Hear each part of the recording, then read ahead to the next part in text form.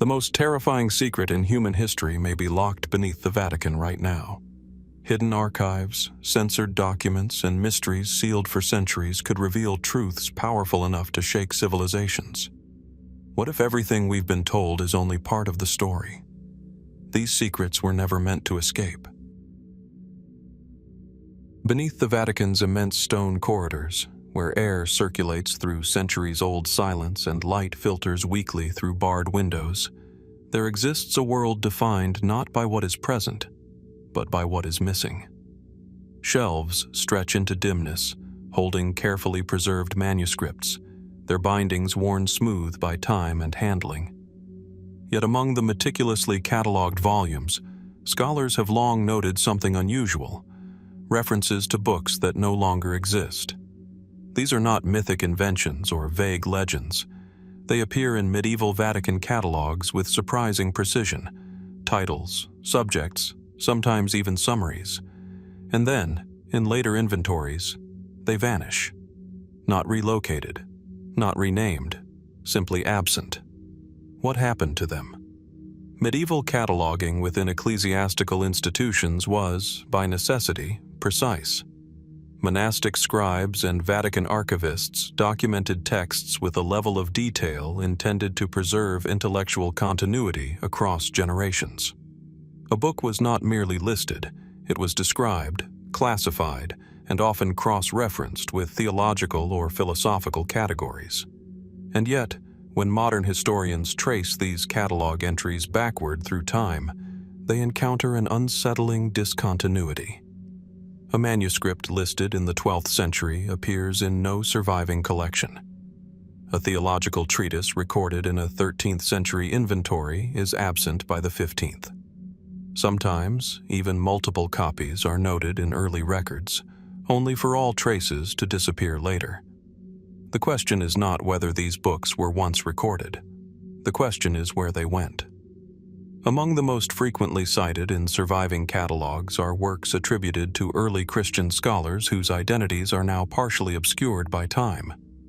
One entry refers to a commentary on hidden wisdom, described as a theological reflection incorporating philosophical traditions from the eastern provinces of the Roman world. Another mentions a book of celestial order, reportedly containing diagrams and interpretations of the heavens that diverged from later accepted cosmological models. There is also mention of a text concerning lost teachings preserved beyond the desert lands, a phrase that has drawn the attention of researchers studying connections between early Christian communities and regions historically associated with Palestine and surrounding territories. Yet despite their repeated appearance in catalog entries, no physical copies of these works have survived into modern archives. Were they destroyed, misplaced, or absorbed into other compilations under different names?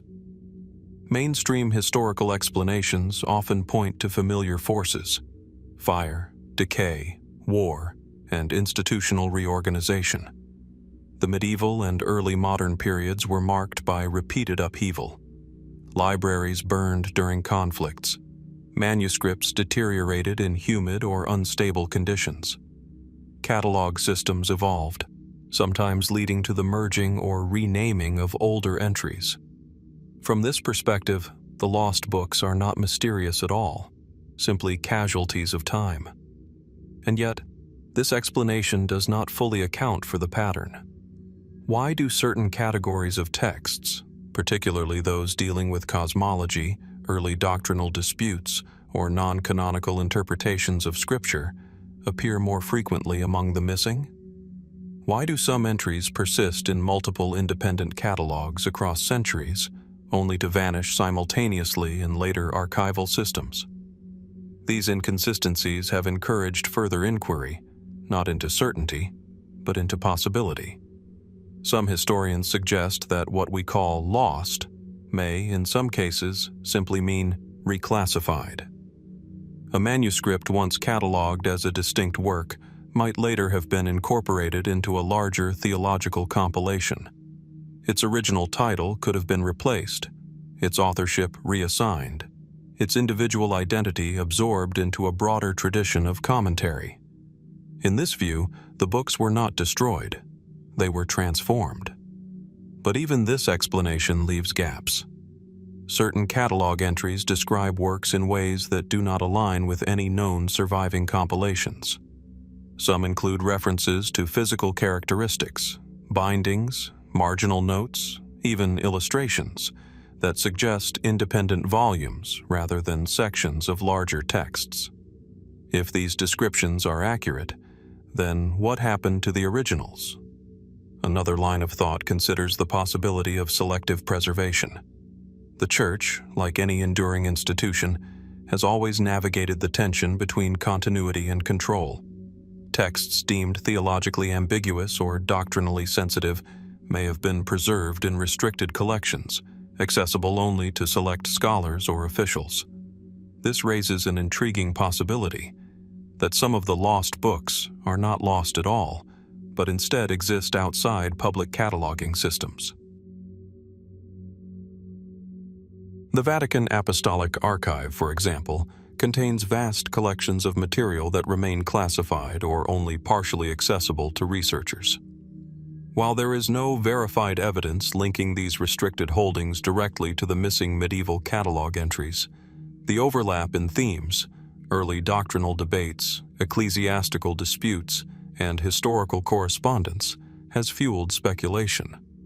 Could some of the referenced books have been moved into categories that were later sealed or restricted? Or were they deliberately removed from circulation entirely? Fringe theories extend further, though always without consensus or verification. Some propose that certain texts may have contained interpretations of early Christianity that diverged significantly from later Orthodox positions. Others suggest that they preserved knowledge from late antiquity or earlier traditions, transmitted through regions stretching from the Mediterranean into the eastern territories historically associated with Palestine and beyond. In these interpretations, the loss of the books is not accidental but contextual, a reflection of shifting intellectual and theological boundaries over centuries. However, no surviving catalog explicitly confirms such content. What remains are fragments, titles, brief descriptions, and occasional marginal annotations that hint at broader intellectual worlds now inaccessible. It is within these fragments that curiosity persists. The physical nature of medieval manuscripts also complicates the picture. Books were not static objects. They were copied by hand, revised by scribes, and sometimes combined with other texts. A single work might exist in multiple variations, each slightly different from the last. Over time, distinctions between versions could blur, leading catalogers to merge or misidentify entries. A book recorded in one century might be unrecognizable in another, not because it vanished, but because it changed shape. Still, this does not fully resolve the absence of certain referenced works that appear consistently across multiple independent catalogs. Their repeated documentation suggests stability and recognition, even if their physical survival cannot be confirmed.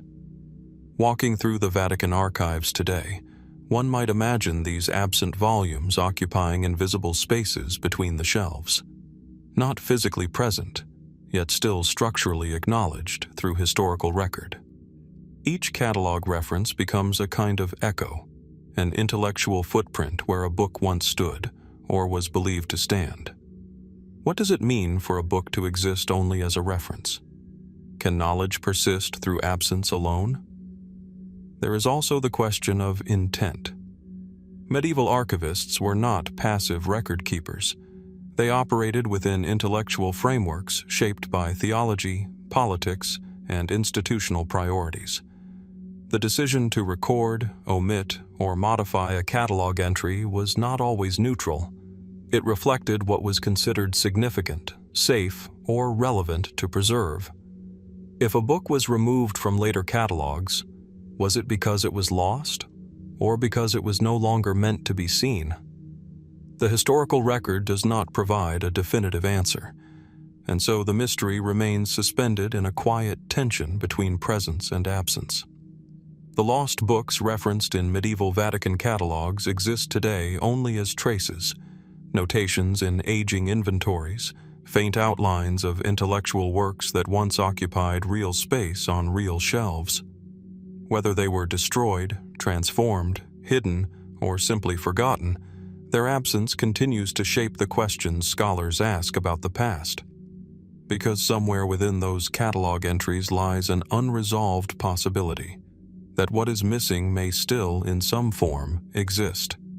And if so, where would one begin to look for a book that history itself can no longer agree how to name, or even how to find? Perhaps the search is less about the physical recovery of a text and more about tracing its echoes, references in other works, citations in correspondence, hints in marginal notes. Each fragment offers a thread that might lead to understanding, a glimmer of the intellectual presence that once was. In following these traces, scholars confront the interplay between memory and erasure, learning to navigate the delicate boundary where absence itself becomes a form of evidence, and the missing exerts a quiet but persistent influence on the history that survives.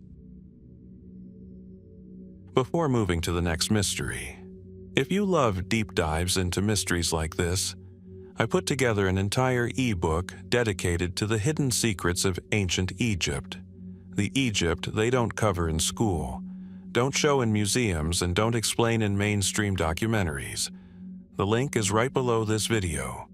Now, let's get into the next mystery. Following the trail of vanished medieval books, where entire works exist only as catalog echoes and absent entries, the investigation naturally shifts from intellectual disappearance to something more concrete, more politically charged.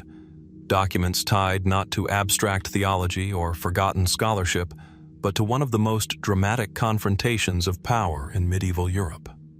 From missing books to missing files, the path leads deeper into the Vatican's most sensitive historical layers, where silence is not merely the absence of knowledge, but sometimes the presence of something carefully controlled.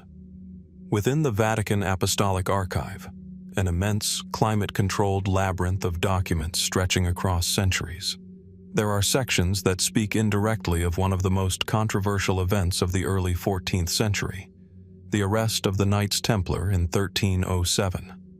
The archive itself is not a single room or even a single building, but a structured universe of recorded memory. Long corridors of shelving units extend behind reinforced doors, each segment classified by period, region, and ecclesiastical function. Here, parchment letters from popes rest beside diplomatic correspondence, legal decrees, and fragments of medieval administrative records. Somewhere within this system, references once existed to collections of documents concerning the Templar trials. And yet, when modern scholars follow those references backward through catalog revisions, they encounter something unsettling: discontinuity. Not total absence, but absence shaped like removal. The historical outline of the Templar suppression is well established. On Friday, October 13th, 1307, King Philip IV of France ordered the arrest of members of the Knights Templar across his kingdom. The charges included heresy, blasphemy, and moral corruption. Under interrogation, often conducted under severe coercion, many knights confessed to crimes that remain heavily debated by historians regarding their validity. The Vatican, under Pope Clement V, initially responded with caution. The papacy's authority over the Templar order made the situation not merely political, but deeply institutional. Correspondence between the French crown and the papal court reveals tension, hesitation, and shifting positions over several years. By 1312, the order was formally dissolved. What remains less clear is how fully the Vatican documented what happened during those years, and what portions of that documentation survived intact. In surviving inventories and references, historians find mentions of papal correspondence regarding the trials. There are indications of reports sent from French ecclesiastical officials, summaries of interrogations, and internal Vatican notes evaluating the situation as it unfolded. But when researchers attempt to locate complete continuous collections of these files, they encounter fragmentation. A referenced dossier in one century appears absent in the next. A collection of trial communications is mentioned in early catalog structures but disappears in later archival classifications.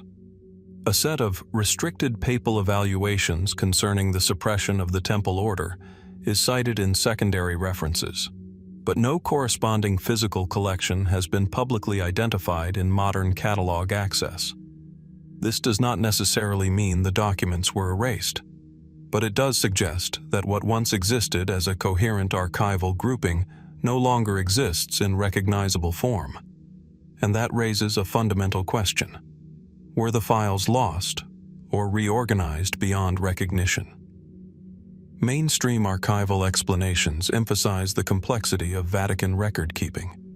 Over centuries, documents were relocated, reclassified, and integrated into evolving catalog systems. What medieval archivists labeled as a distinct collection might later be dispersed into broader thematic categories: diplomacy, heresy investigations, papal correspondence, or regional ecclesiastical administration. Fires in various European archives, wars that disrupted record storage, and environmental degradation all contribute to documented losses across medieval collections. From this perspective, the missing Templar files are not mysterious in origin, only in perception. Yet this explanation, while structurally sound, does not fully account for certain irregularities. Some catalog references suggest not just missing documents, but missing categories.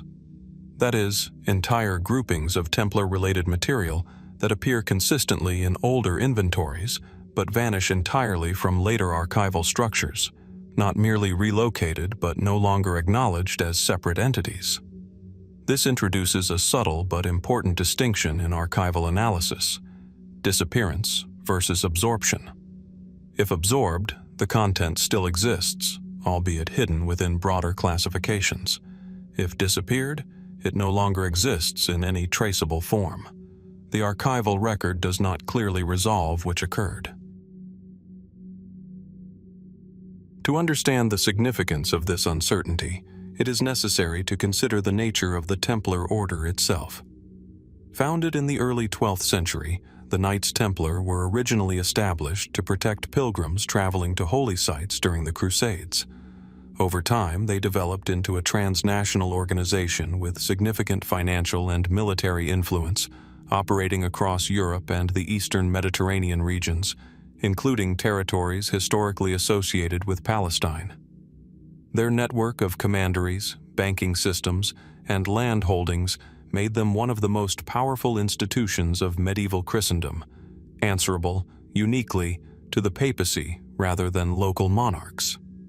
This dual identity, military order and financial network, placed them at the center of overlapping political interests, which is why their sudden arrest in 1307 remains so historically charged.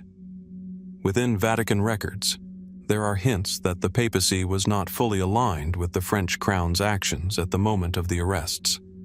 Some surviving letters attributed to Pope Clement V suggest hesitation, even concern over the legality and procedure of the mass detentions. Other documents indicate attempts to gather independent verification of the accusations made against the order. Yet the continuity of these records is incomplete. There are references to reports received and reviewed, but the reports themselves are not consistently preserved in accessible archival series. There are mentions of interrogation summaries, but no unified set of documents survives that definitively compiles them from Vatican sources. This absence has led historians to an uncomfortable but important realization. The Vatican's perspective on the Templar suppression may be partially reconstructible, but not fully recoverable. One mainstream explanation is bureaucratic evolution. Over centuries, the Vatican archive underwent repeated reorganizations. In the Renaissance period, particularly under papal reforms aimed at improving administrative efficiency, older records were often recategorized into new systems. What once was a single collection of Templar-related correspondence might have been divided into dozens of subcategories. In this view, nothing was removed, only redistributed. But redistribution, over time, can create the appearance of absence. If the original structure is lost, the content becomes functionally invisible. However, there are other interpretations, more speculative, though not necessarily implausible within historical discourse. Some scholars have suggested that certain sensitive materials relating to the Templar trials may have been deliberately separated from general archival access due to their political implications. The trials involved not only accusations of heresy, but also financial disputes, property seizures, and complex negotiations between Crown and Church. If early Vatican records contained internal disagreements, procedural concerns, or contradictions between official narratives and private correspondence, it is conceivable that later administrators might have chosen to restrict or isolate such materials, not necessarily to erase them, but to control their accessibility. In this interpretation, the files are not missing. They are compartmentalized. More speculative theories extend further, though always at the edge of historical evidence. Some propose that the missing files may have included references to early Templar activities that were never fully documented in surviving mainstream sources, logistical networks, financial systems, or correspondences extending into regions of the Eastern Mediterranean during the Crusader period, including areas historically identified as Palestine. Others suggest that certain documents may have contained testimony that conflicted sharply with the official charges used to justify the arrests, potentially complicating the simplified narrative that later became widely accepted. However, no surviving Vatican catalog explicitly confirms such contents. What remains instead is structural absence: references without objects, descriptions without archives, classifications without collections. Walking through the modern archive environment, one becomes aware of how fragile historical continuity truly is. Each document is assigned a code, a location, a metadata structure designed to ensure permanence. Yet this system itself is only as stable as its evolving framework. A change in classification can render a document difficult to locate. A reform in cataloging can break continuity between references and physical items. A reorganization can dissolve what once appeared as a coherent collection into scattered fragments. And over centuries, those fragments can become indistinguishable from absence. This is where the mystery of the Templar files quietly converges with the earlier mystery of lost medieval books. In both cases, the issue is not simply destruction, but traceability. How do we account for knowledge that is referenced but not found? How do we reconstruct archives that preserve their own disappearance? And perhaps most importantly, how many other historical records exist only as echoes in outdated catalogs, waiting to be reinterpreted or rediscovered in ways not yet imagined? The Vatican's missing files on the 1307 arrest of the Knights Templar remain, therefore, not as a single void, but as a pattern of partial visibility. Enough survives to confirm their once existence. Enough is missing to prevent full reconstruction. And in between lies a space filled only by inference, interpretation, and cautious historical inquiry. So the question remains, suspended in the silence of archival corridors and centuries-old references: if the records of one of medieval Europe's most consequential events can fragment into uncertainty within the world's most meticulously organized archive, what else might be waiting in the spaces between what is preserved and what is remembered? As the story of vanished Templar files fades into the echoes of centuries, our journey into the Vatican's concealed archives takes us even deeper, beneath the surface of stone and mortar, into the hidden spaces beneath the city's earliest Christian basilicas. These are spaces where history is literally layered, a palimpsest of faith, devotion, and human ambition. The vaulted ceilings of basilicas rise majestically overhead, yet below them, Under the marble floors and mosaic tiles lie chambers, crypts, and foundations whose secrets are whispered only in fragmented reports, sketches, and annotations, many of which are now missing entirely. In Rome, for example, the Basilica of St. John Lateran, the Basilica of St. Paul, outside the walls, and even the Basilica of St. Peter itself all rest atop centuries of earlier structures, sometimes predating Christianity's official recognition by decades or even centuries. Archaeologists who have been granted permission to investigate beneath these sacred spaces often find layers of previous worship, burial sites, and foundations that hint at long-forgotten communities. But the documentation of such excavations is, in many cases, incomplete, fragmented, or withheld from public access. Walking down the narrow staircases into the substructures of these basilicas, one immediately senses a profound stillness. The air grows cooler, damp with humidity that seeps from ancient stone, and the echoes of footsteps are muted against thick, uneven walls. Dust and faint traces of incense linger, mingling with centuries of human presence. Every niche, every crypt, every concealed stairway has its own story, or its own silence.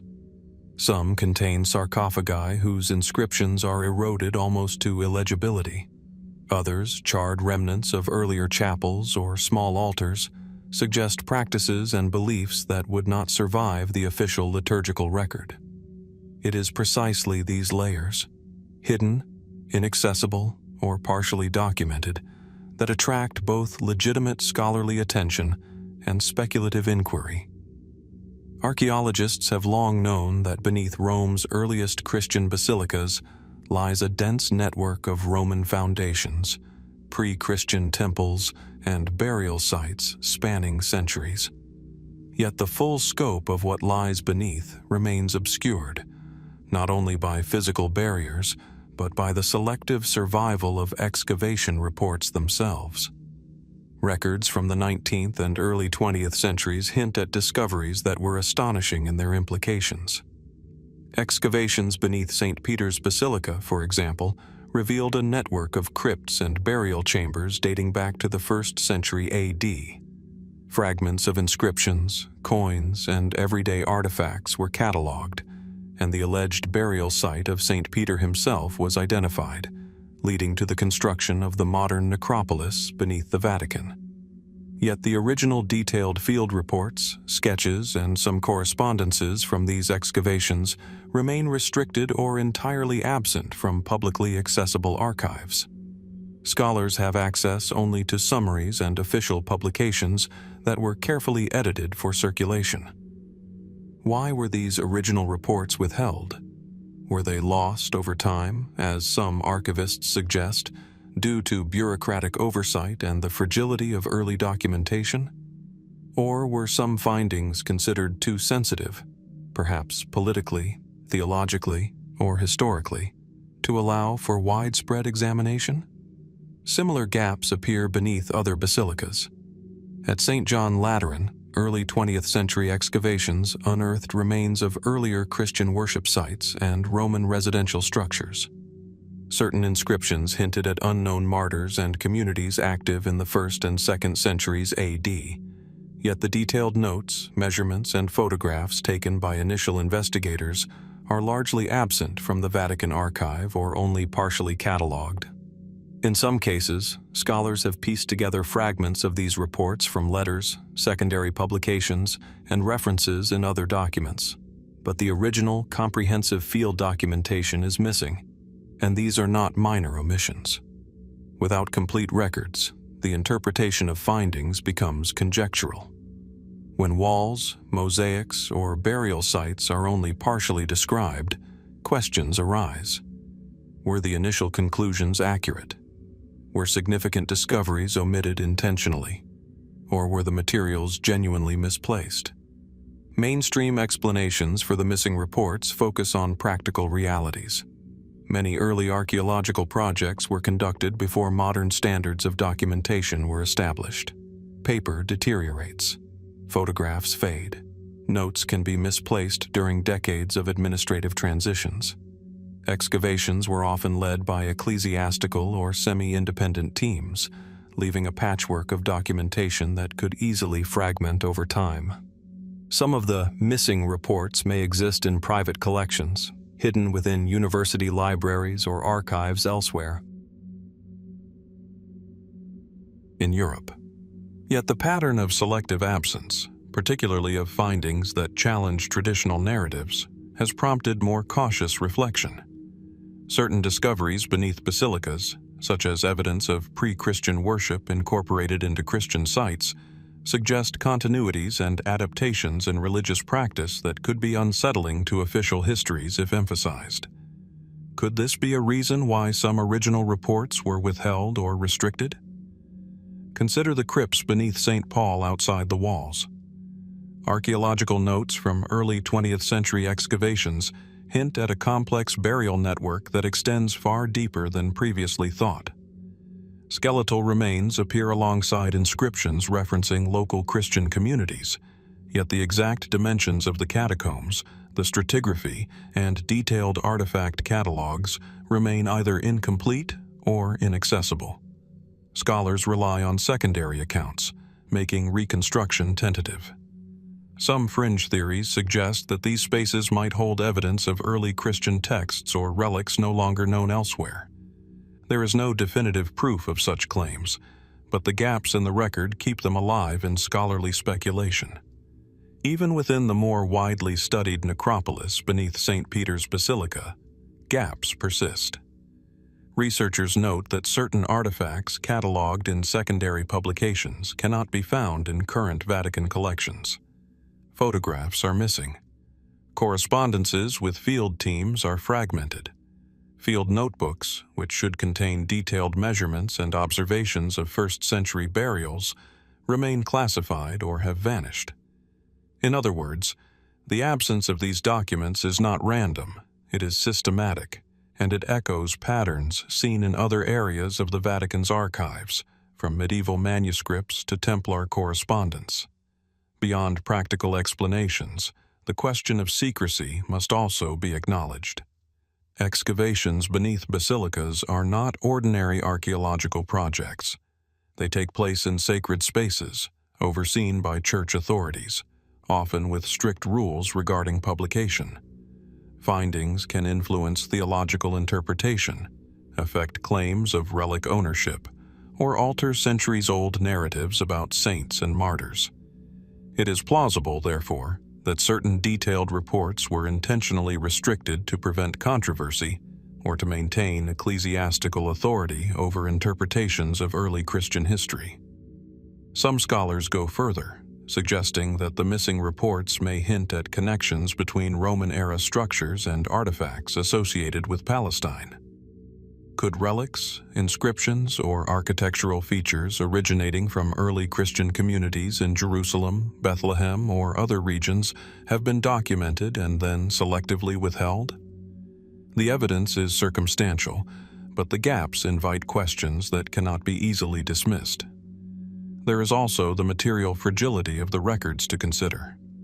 Early excavation teams used paper, ink, and photography methods that were prone to deterioration. Field notebooks were sometimes stored in suboptimal conditions, exposed to humidity and temperature fluctuations. The Vatican has been known to reorganize archives multiple times over the centuries, relocating documents to new vaults, sometimes without comprehensive catalog updates. These factors alone could account for some losses. But when layered with the potential for deliberate restriction, the story grows more complex. Another intriguing aspect involves the repeated occurrence of lost reports across multiple basilicas. It is not only St. Peter's, St. Paul's, or St. John Lateran where documentation is incomplete. Lesser-known churches, some built atop Roman-era foundations, also exhibit missing field notes, partial photographs, or restricted access to artifact inventories. While isolated loss could be attributed to human error, the systemic nature of these absences raises the possibility of a broader pattern. That early Christian archaeology in Rome, particularly beneath major basilicas, was selectively curated to preserve certain narratives while obscuring others. This pattern resonates with earlier mysteries in the Vatican archives. Just as catalogued Templar files vanished or were reorganized beyond recognition, and as medieval manuscripts disappeared from known collections, so too do excavation records vanish, leaving only tantalizing traces. The similarity is striking. In each case, knowledge exists in part, yet remains incomplete, leaving gaps that fuel both legitimate scholarship and speculative inquiry. Speculative theories about the missing reports range from cautious to provocative. Some suggest that certain findings, artifacts, inscriptions, or structural elements might have challenged established theological narratives or indicated a different chronology of early Christian expansion. Others propose that items of extraordinary significance, such as relics or documents associated with early Christian martyrs, were identified and then removed from general access for safekeeping. These claims remain unverified, yet the systematic absence of detailed field notes and comprehensive artifact catalogs ensures that curiosity persists. Even mainstream scholars acknowledge that without complete reports, interpretation is necessarily provisional. In archaeology, context is critical. The placement of objects, the stratigraphy of layers, and the relationships between artifacts all influence understanding. When foundational documentation is missing, every reconstruction becomes a hypothesis rather than a certainty. And in the sacred spaces of the Vatican, where excavation is limited and heavily supervised, the possibility of additional undisclosed findings cannot be dismissed entirely. Walking through these subterranean corridors, one is struck by the interplay of presence and absence. Marble and stone convey permanence, yet beneath them lie layers that are partly invisible, partly inaccessible. Archaeological traces tell a story, but the missing reports transform what could be a complete narrative into a puzzle with deliberate omissions. Every fragment hints at a larger picture, yet the image remains incomplete. In this way, the physical and documentary gaps reinforce one another, creating a multi-layered mystery.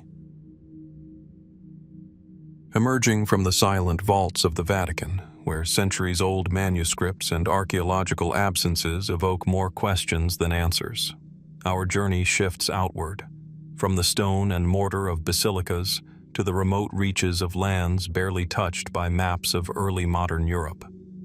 We turn now to a series of documents that, until recently, remained obscure, tucked away in the margins of missionary correspondence. These letters, reports, and journals hint at encounters that defy conventional explanation. Accounts of tribes claiming knowledge of beings so immense, so outside the scope of ordinary human experience, that missionaries struggled to record them without the risk of incredulity. It begins with the letters themselves, carefully penned, sometimes on thin, yellowed sheets, at other times in tightly folded bound journals. The handwriting is meticulous, yet hurried, betraying the missionaries' awareness that these accounts might strain the credulity of their superiors in Rome. Each document, often sent from regions untouched by European colonial structures, reports encounters with tribes whose oral histories recount beings of extraordinary size, creatures described as giants, remnants of a forgotten age. The earliest of these reports date to the late 16th and early 17th centuries, a period when missionary activity expanded into remote regions of Africa, South America, and Oceania. In one letter, a Jesuit priest stationed in the dense interior forests of what is today Central Africa describes a village elder who spoke of ancient men taller than the tallest trees we have yet felled, who once walked this land before the flood of our generation. The priest's account is sober, almost clinical in tone, and yet suffused with the tension of disbelief and reverence. Other letters follow a similar pattern. A Franciscan missionary in the highlands of South America writes of caves containing enormous bones, too large to belong to any known animal. The local tribes interpreted these as evidence of ancestral giants, linking them to myths of early creation. The missionary, trained in observation and empirical recording, noted measurements and sketches, but much of this material was summarized in his letters rather than reproduced in full. What makes these documents particularly compelling is the consistency of the accounts across continents. In Africa, South America, and isolated islands of the Pacific, missionaries recorded similar stories. Giant beings who once roamed the earth, leaving behind skeletal remains, massive tools, and legends of a bygone age. They described footprints, enormous dwellings, and artifacts too large to be of ordinary human hands. Scholars who first examined these letters in the 19th century noted the striking parallelism. Disparate tribes, separated by oceans and continents, reported beings of comparable dimensions. Yet much of the primary correspondence remains difficult to access. The Vatican holds many of these letters in its apostolic archive, filed under missionary reports or ethnographic observations. Some documents have been partially translated into Latin or Italian summaries, but the original scripts, handwritten in Portuguese, Spanish, indigenous dialects, or local African languages, remain largely unexamined. It is as if a layer of interpretation has been interposed between the observers and the wider world, preserving the accounts while simultaneously distancing them from direct scrutiny. Mainstream explanations for these reports often lean toward ethnographic and psychological interpretations.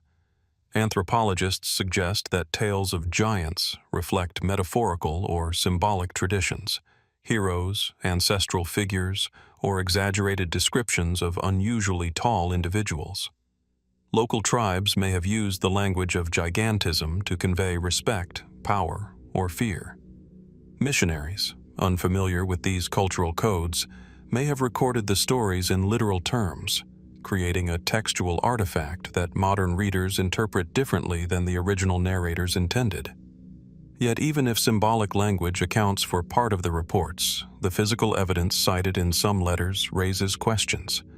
Measurements of bones, sketches of large implements, and references to unusually large burial mounds appear repeatedly, with specific dimensions noted in multiple independent accounts.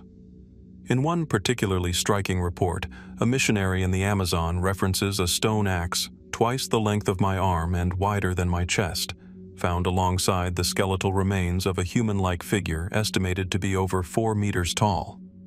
These artifacts, now mostly lost, were described in detail in letters but rarely forwarded to European scholars for further verification.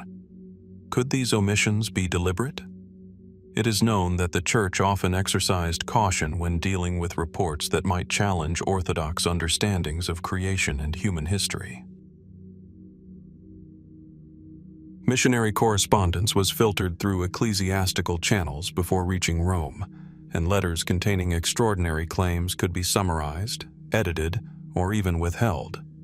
In some cases, editors added cautionary notes, emphasizing skepticism or uncertainty, effectively softening the impact of accounts that might destabilize accepted narratives.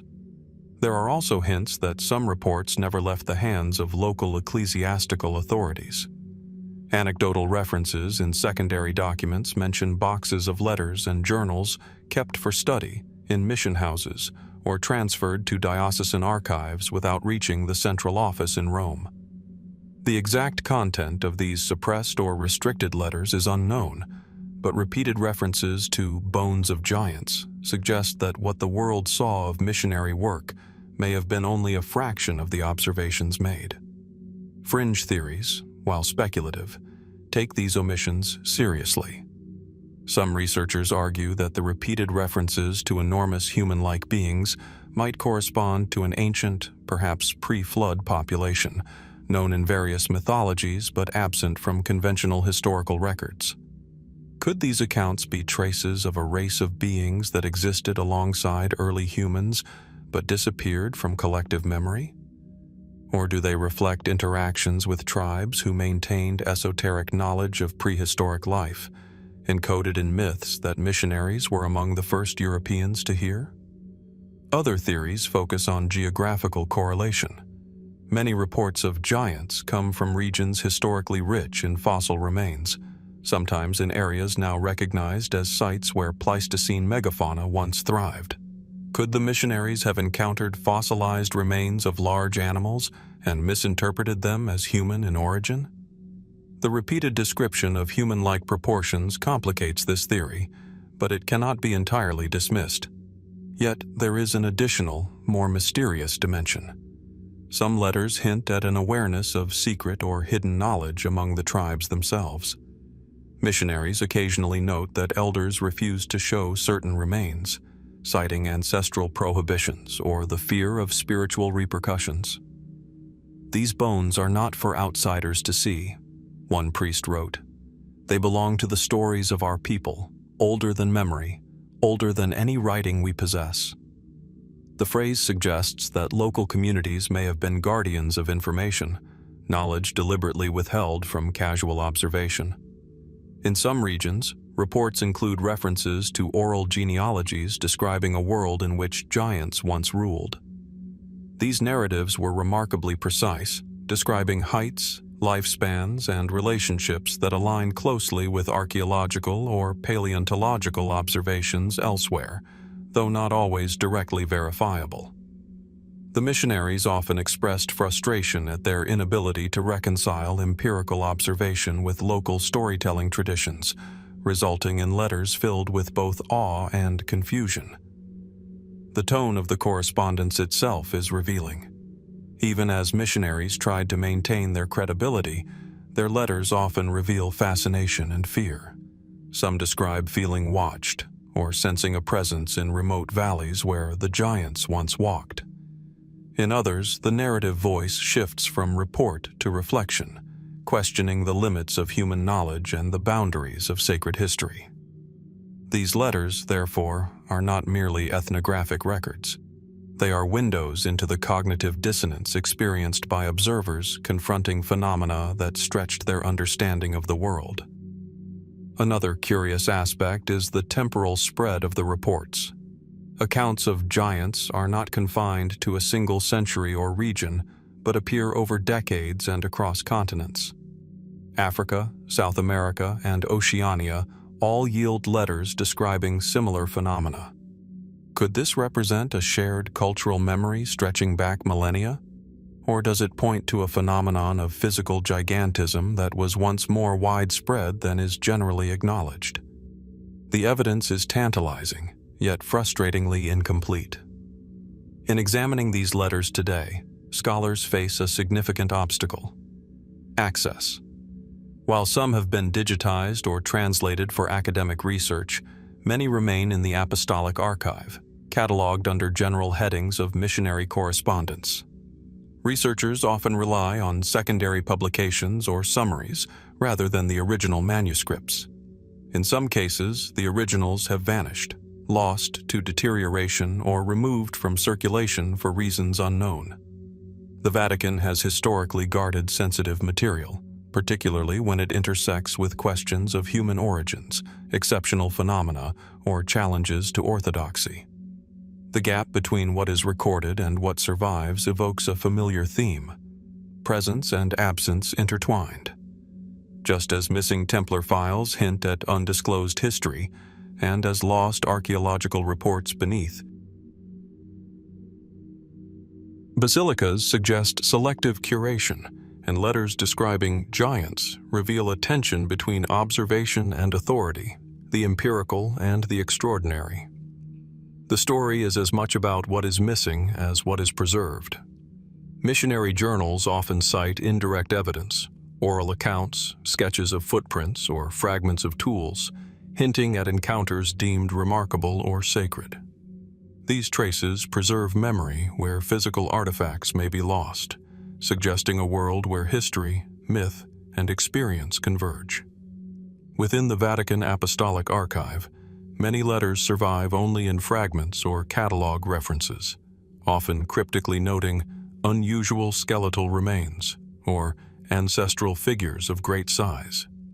Missionaries documented local traditions, burial sites, and material culture, yet gaps appear in the continuity of reports, especially regarding unusually large beings. Observers sometimes measured bones or footprints, but spiritual restrictions or incomplete access left much undetailed. Mainstream anthropology offers explanations: misidentified fossils, symbolic exaggeration in oral traditions, and translation choices by missionaries.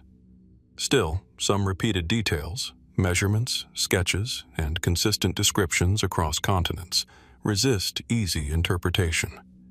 These letters are translations of both language and perception, shaped by cultural frameworks and institutional selection. The fragmentation itself raises questions about what was preserved and what was lost. Across medieval books, Templar files, archaeological summaries, and missionary letters, a pattern emerges: presence, partial record, and absence.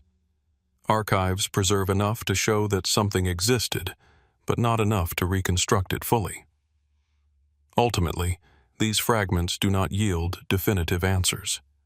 They occupy a liminal space between observation and interpretation, memory and documentation. The surviving traces invite inquiry, reminding us that much of the past exists only as echoes, waiting to be pieced together from incomplete records. Following the echoes of letters that hinted at giants and the fragments of missionary observations that traced the boundaries of memory, our exploration now returns to the heart of the Vatican itself.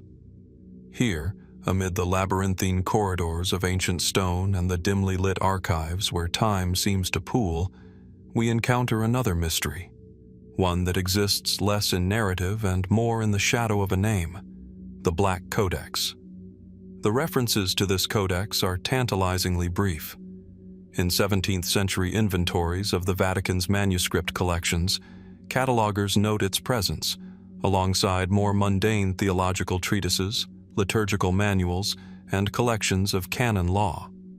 The description is minimal: Codex Niger, Scriptura Obscura, in Membranis Vetustis, a black codex, written in obscure script, bound in ancient vellum. Its presence is recorded, yet the volume itself seems to vanish from subsequent inventories, appearing only as a ghostly footnote in correspondence between Vatican librarians and regional monastic archives. Imagine, for a moment, the repository in which this codex was stored. Vaults beneath the Vatican's central library, accessible only to a select few. Thick stone walls insulate the manuscripts from sunlight and moisture, the air heavy with the scent of aged parchment. Scrolls and bound volumes line the shelves in tight ranks, their spines worn, their text faded. Somewhere in this space, according to these 17th century records, the Black Codex rested, its cover dark, its pages possibly darker still, holding contents deemed noteworthy enough to inventory, yet enigmatic enough to vanish from public record. What made it so extraordinary? The inventories themselves offer hints without clarity. The Codex is described as Scriptura Obscura, a phrase scholars have debated. Some interpret this as a reference to an unusual style of handwriting, perhaps coded or symbolic. Others suggest it may refer to a content considered esoteric or forbidden, a text meant for the eyes of a select few, containing knowledge outside mainstream theological instruction. And yet, no transcription survives, no microfilm, no referenced excerpt. Only the catalog entries, dry and formal, like breadcrumbs leading into a forest without end. During the 17th century, the Vatican's manuscript collections were undergoing meticulous organization. Librarians and secretaries were tasked with reconciling the Church's holdings, sometimes consolidating duplicates, sometimes removing material deemed obsolete, heretical, or too dangerous for wide circulation. Could the Black Codex have been considered too potent, too provocative, or too incomprehensible to remain on the shelves? Or was it a casualty of simple archival loss, misfiled among hundreds of thousands of documents? One of the few surviving mentions comes from correspondence between the Vatican and a monastic library in northern Italy. A secretary writes of a codex bound in dark leather whose contents surpass understanding, even among the learned. The exact meaning of this statement is ambiguous. Did it describe theological complexity, cryptic language, or perhaps a knowledge that conflicted with accepted doctrine? Scholars remain divided. Some believe it could have contained alternative readings of biblical texts. Others speculate on records of early Christian sects, mystical practices, or esoteric rituals long suppressed. And yet, beyond these historical references, the Codex remains entirely absent. Unlike many other manuscripts, it leaves no trace of marginalia, no notes from readers, no photocopies or facsimiles. Its silence is remarkable. In archival research, absence can be as telling as presence, suggesting either deliberate concealment or catastrophic loss. But in the case of the Black Codex, the very specificity of its 17th century mention implies that it was once physically present, catalogued, acknowledged, and deemed significant. What might such a text contain to warrant such cautious recognition? Some historians point to the wider European context of the 17th century. This was a period of intellectual upheaval. Hermeticism, alchemy, and early natural philosophy flourished alongside orthodox religious study.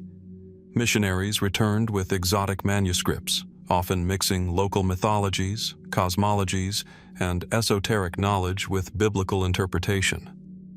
Could the Black Codex have contained such synthesis?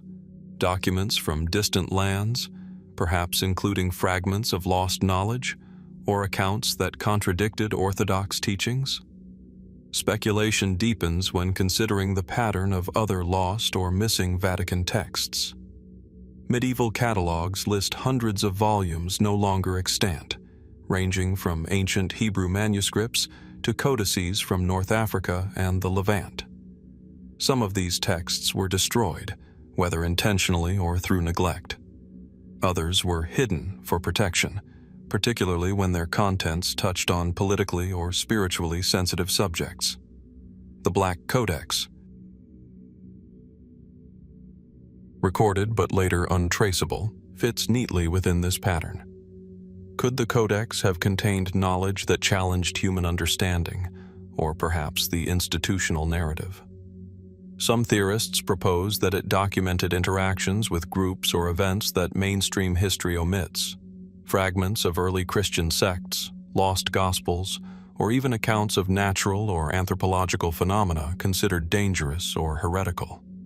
The inclusion of esoteric terminology in its inventory description lends some weight to this interpretation.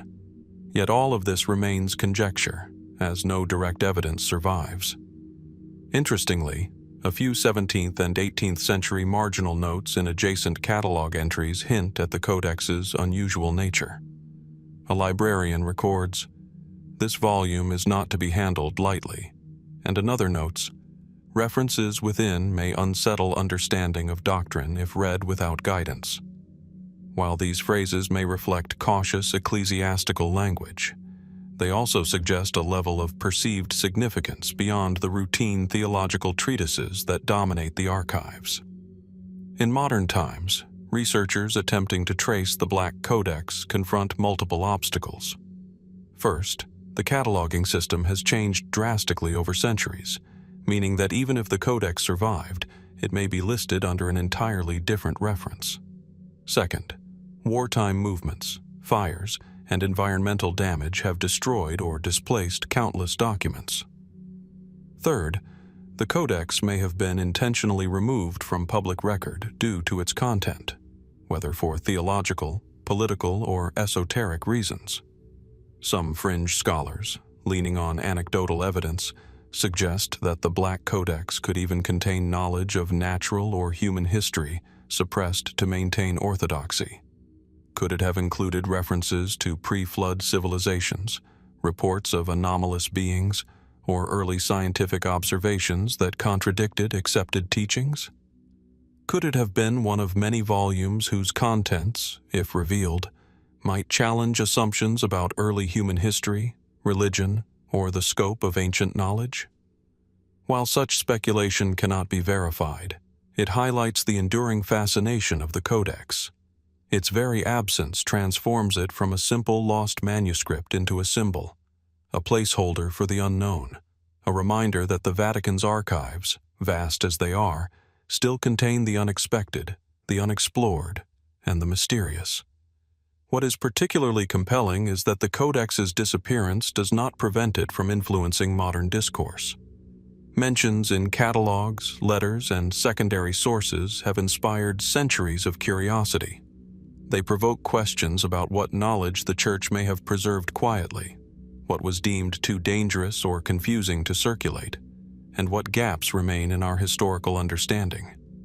Scholars continue to comb through surviving inventories, cross-referencing descriptions, handwriting styles, and codicological features, hoping to identify potential candidates for the missing Black Codex. Moreover, the Codex invites a reflection on the nature of knowledge itself. In the Vatican's context, what is recorded is never neutral. Every entry is shaped by priorities, beliefs, and caution. A book that survives only in a catalog entry is simultaneously present and absent, tangible and intangible, historical and almost mythic. It occupies a liminal space that challenges our assumptions about what is knowable. Imagine a 17th century librarian flicking through stacks of vellum-bound manuscripts. He pauses at the Black Codex, notes its dark binding and peculiar script, and writes a brief inventory entry. Perhaps he glimpses its pages, sees words or symbols he cannot interpret, and decides to catalog it without comment. In that fleeting moment, centuries of mystery are seeded, a mystery that has endured through every reorganization, every cataloging, every archival reform. And yet, for all the speculation, the Codex is not merely an exercise in conjecture. Its existence is documented. Its description, however brief, is verifiable. It was real enough to be counted, recorded, and noticed by contemporaries.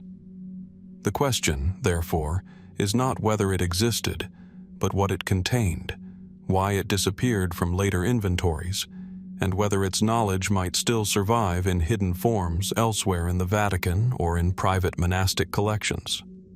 Some researchers even suggest that the Codex may have been fragmented, its contents dispersed among other volumes, or intentionally separated to prevent synthesis of its material. Others wonder whether references to scriptura obscura indicate a coded text, written deliberately to limit comprehension to initiated readers. In either case, the surviving mentions tantalize us with a puzzle. The physical codex is gone, yet the shadow of its knowledge persists. From a broader perspective, the mystery of the Black Codex resonates with themes found throughout the Vatican's historical record. Lost medieval books, missing Templar files, fragmented missionary letters, suppressed archaeological reports, all point to a recurring phenomenon: selective preservation and deliberate filtering of information. The Black Codex is a particularly compelling instance because it is both documented and inaccessible, both specific and enigmatic. And so, as we linger among the shadows of the Vatican archives, the Black Codex invites us to reflect on what remains beyond our reach. How much of human history has been partially recorded, only to vanish into the margins of institutional memory? How many manuscripts, like the Black Codex, hold secrets, encoded, esoteric, or simply forgotten, that could illuminate forgotten aspects of faith, culture, or natural history? We do not know. But the absence itself is instructive. It reminds us that the pursuit of knowledge often involves navigating what is hidden, fragmented, or deliberately concealed. It challenges us to look closer at inventories, letters, and archival traces, to read between lines, and to consider the vast expanse of material that lies unexplored in institutional repositories. The Black Codex remains unseen, but it is far from irrelevant.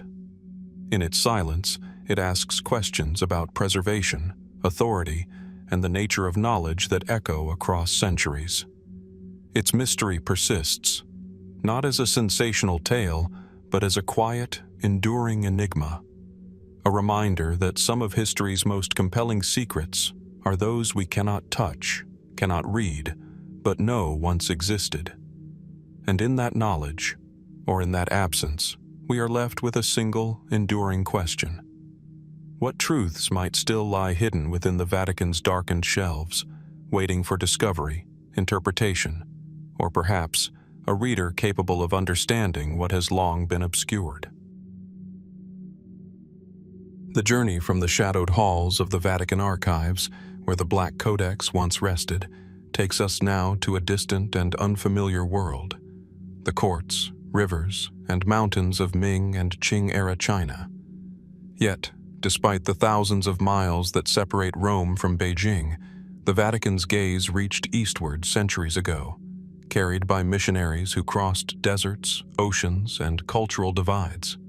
Within the Vatican, these voyages were recorded meticulously, or at least they were meant to be. Today, however, we confront a gap: the missing volumes of the early Chinese mission records. Imagine stepping into the reading room of the Vatican Apostolic Archive, the scent of aged parchment and ink thick in the air. Light filters through small, high windows, illuminating the dust motes that drift lazily above the rows of manuscripts. Scholars lean over tables, poring over yellowed paper and faded script, tracing the hands of men who traveled thousands of miles to document the unknown. Here, the records of missions to China should exist in abundance. And yet, for certain critical periods, entire volumes seem to have disappeared, leaving only references, citations, or catalog notes in other documents.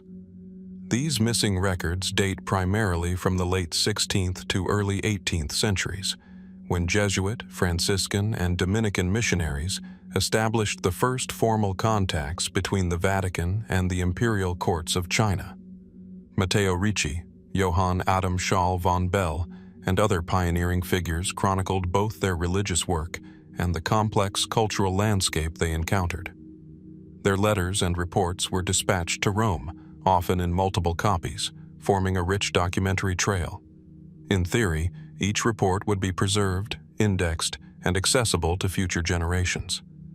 And yet, researchers who cross-reference inventories of that era find perplexing omissions.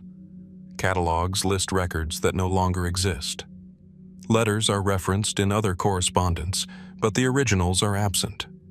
Summaries and excerpts survive, hinting at the existence of full volumes that should have contained detailed accounts of imperial audiences, local rituals, scientific observations, and even controversial theological debates with Chinese scholars. What could have happened to these volumes? Were they lost through accident, decay, or administrative oversight? Scholars point to plausible explanations: fragile paper deteriorating in humid conditions, misfiled manuscripts in the labyrinthine stacks, or the destruction of material during the political upheavals that occasionally threatened Rome itself. And yet, the consistency of the gaps, multiple missing volumes covering specific periods and topics, has led some historians to wonder whether these absences were entirely accidental. The content of these missing records remains a matter of tantalizing speculation. Existing fragments suggest that missionaries observed far more than religious practice. They documented local governance, astronomical phenomena, geomantic knowledge, and even early interpretations of Chinese medicine and mathematics. Some letters allude to debates about cosmology and natural history, topics that might have been considered delicate, even dangerous, to circulate widely in Europe at the time. Could the missing volumes have contained observations or insights deemed sensitive, either politically or theologically? Consider the nature of the correspondence itself. Missionaries were often required to encode their letters, not in cipher per se, but in language that could be interpreted in multiple ways. A phrase describing celestial events might have a literal meaning for scientists, but a symbolic one for ecclesiastical authorities. A record of local philosophical debates might be couched in terminology familiar to European theologians, but obscure to general readers. In this way, even extant letters carry ambiguity, and the missing volumes likely carried more.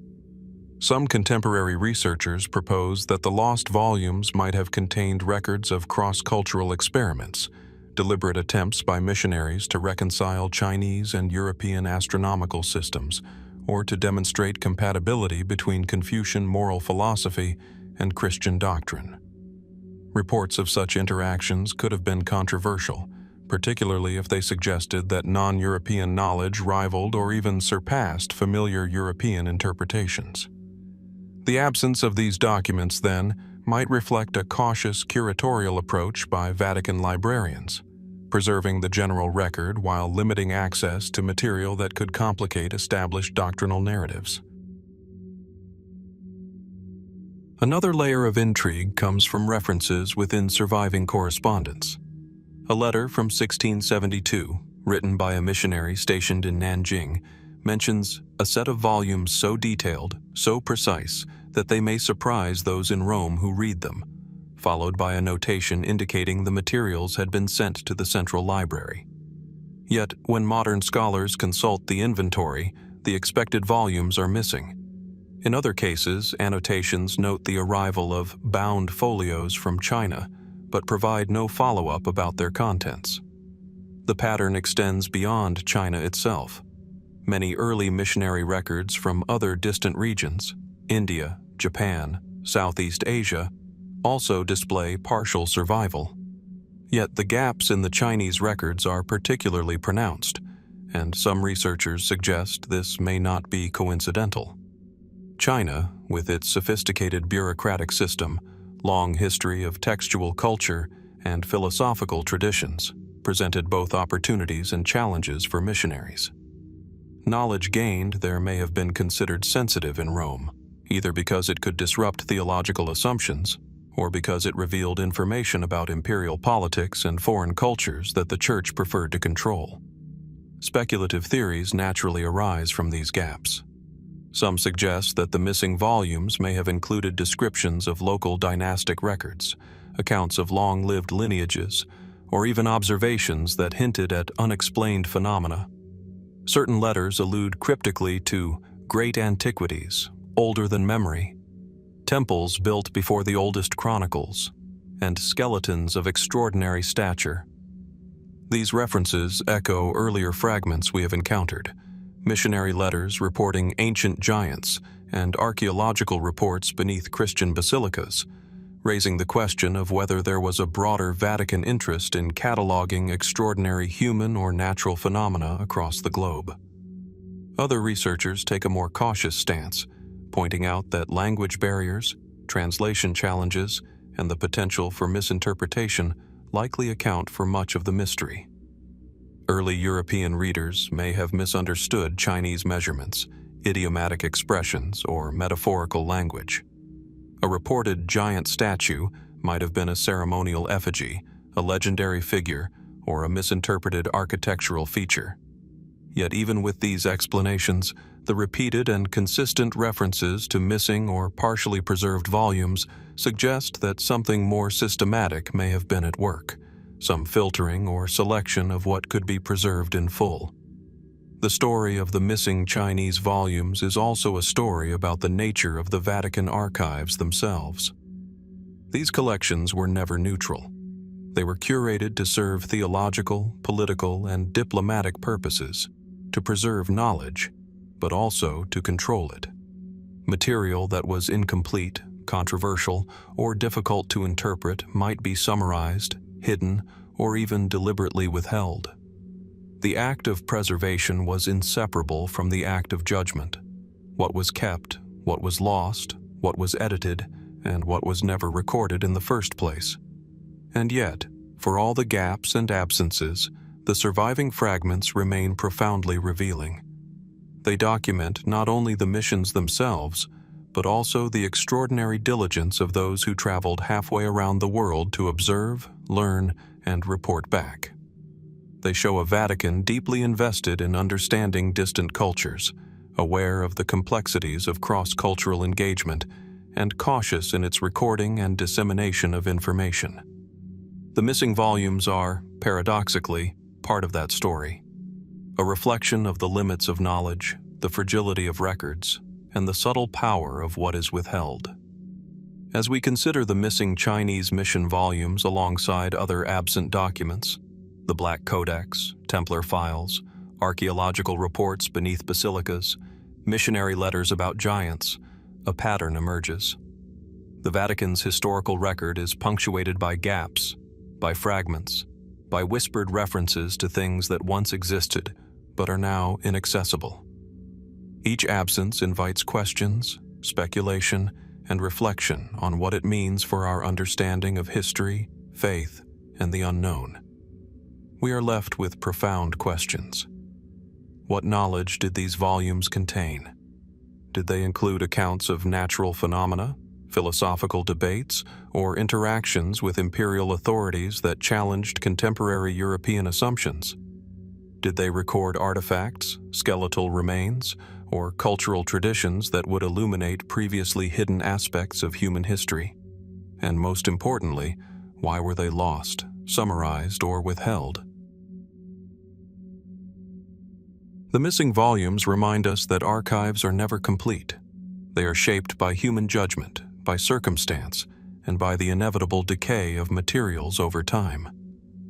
Yet within those gaps lies the power to inspire inquiry, imagination, and investigation. They compel historians, scholars, and curious minds to search not only for what is present, but also for what is absent, and to consider the broader implications of what may never be fully recovered. In contemplating the missing Chinese mission records, we confront the limits of historical knowledge. We confront the possibility that the Vatican, in its immense preservation of documents, also controlled access to certain knowledge, whether for protection, discretion, or doctrinal caution. And we are reminded that history is often as much about absence as presence, as much about what is hidden as what is recorded. What truths, discoveries, or observations might these missing volumes contain? What fragments of cultural, scientific, or religious insight remain beyond our reach? And perhaps most intriguingly, how many other missing volumes lie quietly in vaults, waiting for future generations to rediscover them, to piece together the knowledge that has long been kept in shadow? The story of the early Chinese mission volumes is a story of distance and curiosity, of diligence and mystery, and of the enduring enigma of what the Vatican preserves and what it chooses not to reveal. It reminds us that even as we explore the archives, even as we examine the catalog entries and surviving correspondence, there are always deeper layers, hidden volumes, and unexplored manuscripts, echoes of the past that may never fully speak, yet continue to challenge our understanding of history itself. From the quiet corners of the Vatican archives, our journey now turns north and west, tracing the paths of missionaries, travelers, and explorers who charted the vast and often inhospitable lands of Central Asia. Here, in the shadowed map rooms and behind locked cabinets, there are references to a set of enigmatic documents, described in 17th and 18th century inventories as the Dragon Maps. Unlike the meticulous cartographic surveys of Europe, these maps depict landscapes, rivers, and mountains that few Europeans had ever seen, adorned with symbols, inscriptions, and creatures that challenge our understanding of early modern knowledge. Imagine standing in a dimly lit chamber, the air thick with centuries of dust and the faint scent of ink and parchment. Rows of shelves, some reaching the vaulted ceiling, hold rolled maps, bundles of manuscripts, and leather-bound codices. A soft beam of sunlight filters through a narrow window, illuminating a single map laid carefully on a table. Its edges are frayed, its surface slightly warped with age. But the drawing itself is astonishing. Serpentine rivers twist across vast territories, mountains rise like jagged teeth, and along the borders, small illustrations of dragons, serpents, and other fantastic creatures seem to guard the unknown. The dragon maps were reportedly compiled from the reports of missionaries traveling through China and the steppes of Central Asia, as well as travelers returning from Tibet, Mongolia, and Persia. They are mentioned in inventories alongside other early mission records, now familiar to us, the letters describing ancient giants, and the missing volumes documenting early Chinese interactions. Yet unlike these textual records, the maps themselves are largely absent, referenced but rarely seen. Scholars have noted only fragments in private collections or catalog notes indicating their presence, often labeled vaguely as China and the lands beyond, territories unknown, or regions of dragons. At first glance, one might dismiss these as fanciful representations, products of European imagination or artistic convention. After all, maps of the period often included sea monsters, allegorical figures, and exaggerated terrain. Yet those who have examined the surviving fragments argue that the dragon maps differ fundamentally from such convention. The dragons are not merely decorative. They appear along specific rivers, mountain passes, and plateaus, sometimes accompanied by annotations in Latin or Chinese, describing local phenomena, climate patterns, or unusual natural occurrences. In some instances, the maps indicate precise coordinates for settlements or natural features, suggesting that they were based on first-hand observations rather than hearsay or legend. Verified historical evidence confirms that missionaries did travel through Central Asia during this period, often moving along the Silk Road or through Tibetan and Mongolian territories. They recorded local customs, languages, and geography with remarkable detail.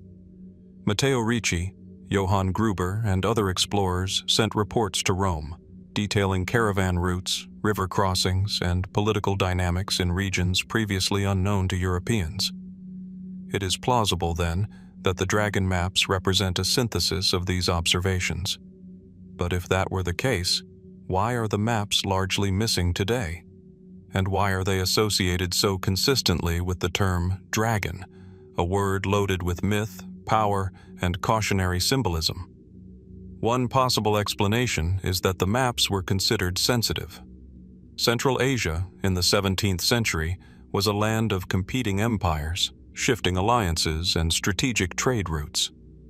Maps showing detailed terrain, access points, and tribal territories could easily be construed as military intelligence. The Vatican, which maintained diplomatic correspondence across Europe and with the Chinese imperial court, might have treated such cartographic information with discretion, circulating it selectively or keeping it locked in restricted vaults. But there is more to the mystery than strategic sensitivity. Some of the surviving annotations suggest encounters with phenomena that defy straightforward explanation. One fragment, partially preserved in a catalog, refers to the great river where dragons were seen at sunrise, with additional notes describing unusual currents, floating logs, and the impression that the waters moved against the prevailing wind. Another mentions a mountain pass, guarded by serpents larger than horses, accompanied by sketches of elongated, scaled creatures. Were these descriptions literal, symbolic, or a combination of both? Could they be misinterpreted reports of rare animals, optical illusions, or local mythologies, filtered through the lens of European observers unfamiliar with the terrain? The dragon maps also intersect with broader patterns of knowledge exchange. Jesuit missionaries in China and Central Asia were deeply interested in astronomy, cartography, and mathematics. They translated Chinese texts, recorded celestial observations, and even advised European monarchs and the Vatican on scientific matters. It is possible that the dragon maps incorporated astronomical and geographical data alongside mythical or symbolic imagery, creating a hybrid document that merged empirical observation with spiritual or cultural interpretation. Yet the gaps remain striking. In some catalogs, entire volumes of the dragon maps are listed as having been sent to Rome from Beijing or Xi'an, only to disappear from subsequent inventories. Scholars have speculated that the maps may have been deliberately removed, perhaps during periods of political sensitivity or doctrinal caution. Certain notes in the archives hint at discussions within the Vatican about whether the maps should be preserved, restricted, or even destroyed, suggesting that they contained information considered potentially disruptive or threatening to ecclesiastical authority.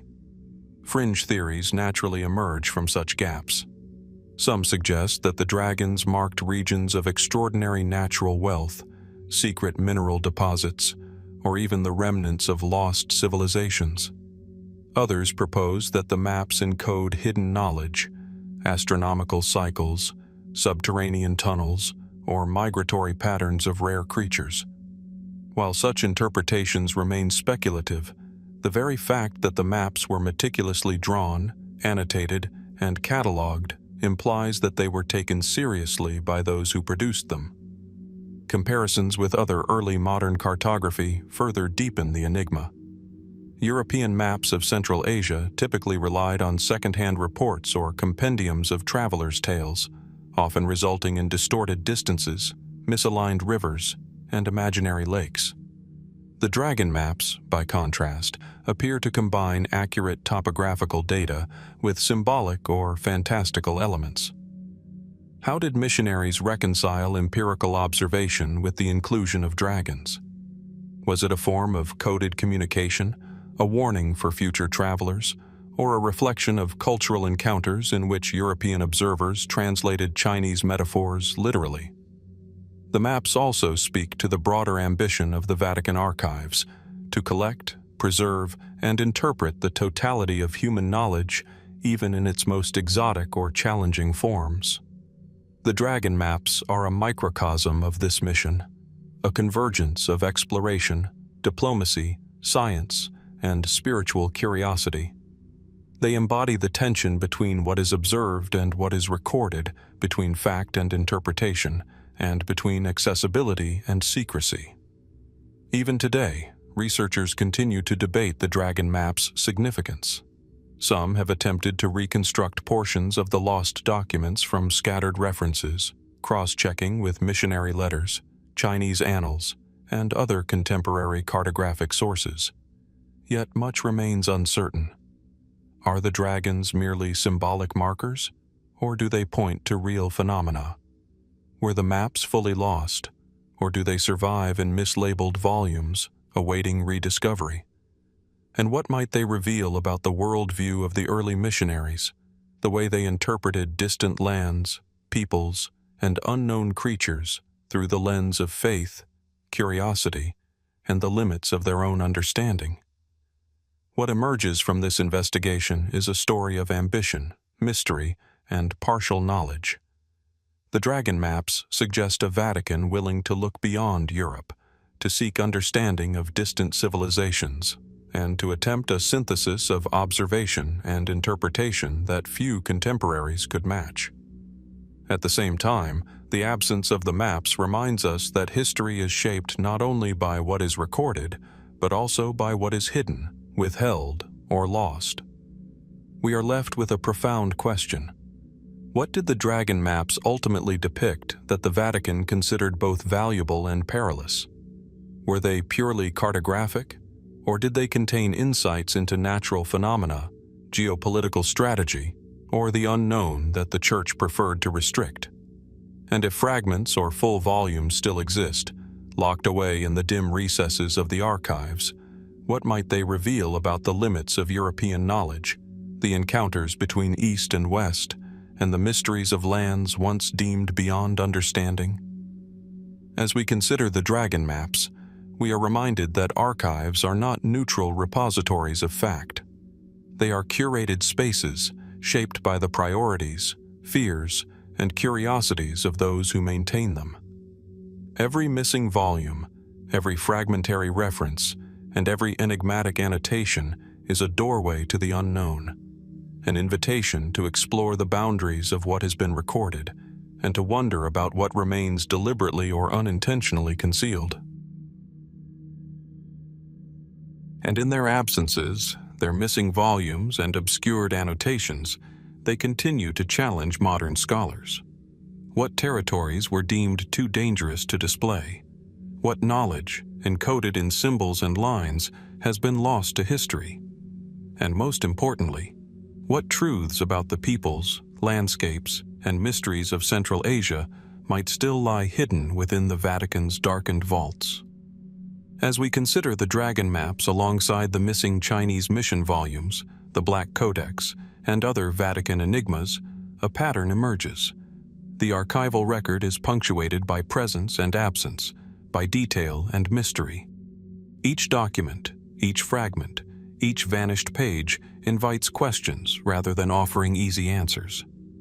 And it is precisely in this space between what is known and unknown that the fascination of history persists, the tension between discovery and concealment, between the tangible and the imagined. Ultimately, the dragon maps remind us that the world of the past was far larger, stranger, and more complex than our conventional histories often admit. The Vatican's careful curation, preservation, and occasional suppression of these records reflect an awareness of that complexity, a recognition that some knowledge is powerful, some knowledge is dangerous, and some may remain forever beyond reach. So we are left with an enduring question, as enigmatic and sprawling as the territories depicted on these maps. What lies beyond the lines, the dragons, and the forbidden valleys? What knowledge did the Vatican preserve, obscure, or withhold? And what secrets of Central Asia, of ancient civilizations, or of human understanding still await discovery within the silent halls of Rome? The dragon maps remain a testament to curiosity, mystery, and the limits of what can be known. They challenge historians, scholars, and the simply curious to follow the lines, read between the symbols, and wonder, not only about the lands they depict, but about the very nature of secrecy, preservation, and the hidden knowledge that may endure for centuries, quietly waiting for the world to catch up. The Vatican archives are a labyrinth of silence. Stone walls echo with the faint rustle of parchment and the occasional creak of wooden shelves. Yet in this stillness, the weight of centuries is palpable. Here, in these dimly lit corridors lined with manuscripts, one can almost feel the presence of voices long vanished, stories half told, and secrets carefully preserved, or deliberately obscured. Among the most enigmatic of these are the Ethiopian Christian manuscripts that, centuries ago, made the perilous journey from the highlands of Ethiopia to the heart of Rome. Manuscripts that would vanish into obscurity, leaving scholars puzzled, and the Vatican's intentions quietly questioned.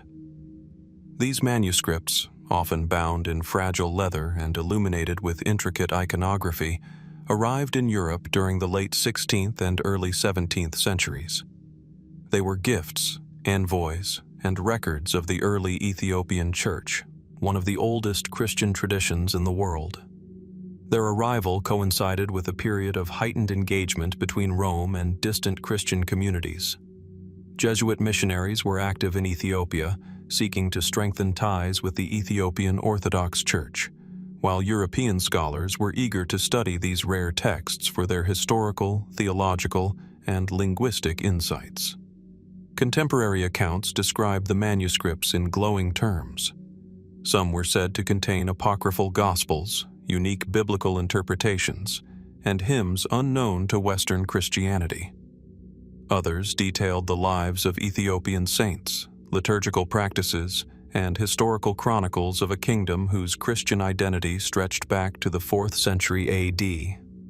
Each manuscript was a testament not only to faith, but to a sophisticated literary culture that had developed largely in isolation from the European tradition. Yet, despite the meticulous records of their arrival, letters, shipping logs, and Vatican inventory entries, many of these manuscripts disappeared. One day they were catalogued, the next, they had vanished from sight. In some cases, only fragments remained, referenced in later inventories but physically absent from the collection. Scholars have speculated for decades about the reasons for their disappearance, but no definitive explanation has emerged. Some mainstream historians suggest that the loss was a result of simple mismanagement.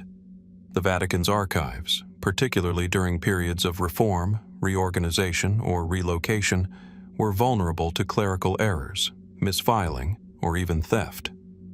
Manuscripts might have been moved to private collections, loaned to scholars, or inadvertently destroyed in the countless renovations that the city and its archives underwent over the centuries. Others point to environmental factors, humidity, fire, or decay, as plausible culprits. Yet these explanations, while credible, do not account for certain patterns in the disappearance. For instance, many of the missing manuscripts shared common features. They were among the most detailed, containing ethnographic information about Ethiopian tribes, political structures, and spiritual practices. Some included diagrams of sacred sites, genealogical tables of emperors, and maps of remote regions. Could it be that these texts were considered too sensitive, either politically or theologically, for broader circulation? Were they removed deliberately to prevent the dissemination of knowledge that might challenge prevailing church doctrines or European narratives of Christianity's history? Reports from surviving correspondences hint at another layer of complexity. Letters from Jesuit missionaries in Ethiopia describe encounters with local rulers who were deeply protective of their religious heritage. Certain manuscripts were sent to Rome as part of diplomatic negotiations, with the promise of their safe return. Yet once in Rome, these texts seem to vanish from public and private view. Could they have been hidden intentionally, perhaps placed in restricted sections of the Vatican's archives reserved for materials deemed controversial or potentially subversive?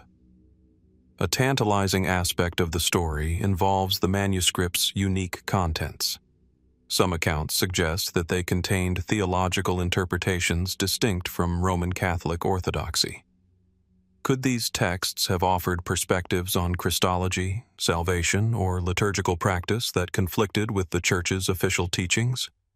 If so, it might explain why access was limited and why their disappearance was never fully acknowledged. The question arises: was this a case of institutional oversight or a subtle form of censorship cloaked in the procedural opacity of archival management? There are also whispers of more extraordinary explanations. A few researchers have proposed that the manuscripts contained coded references to ancient knowledge, perhaps surviving relics of pre-Christian Ethiopian wisdom or texts that preserved esoteric traditions lost to the broader Christian world. Could these works have hinted at connections between Ethiopian monastic communities and the legendary Ark of the Covenant, long rumored to have been safeguarded in Axum?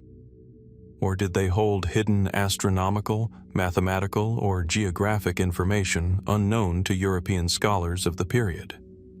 While such theories are speculative, the consistency with which the manuscripts disappeared, often soon after arrival, invites deeper reflection.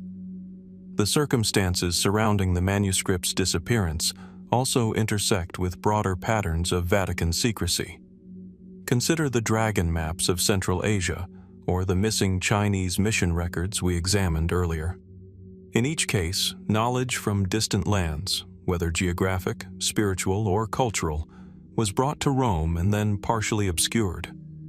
There seems to be a recurrent theme: information that expands European understanding of the wider world, particularly knowledge that could disrupt or complicate official narratives, was often subject to selective preservation, restricted access, or disappearance.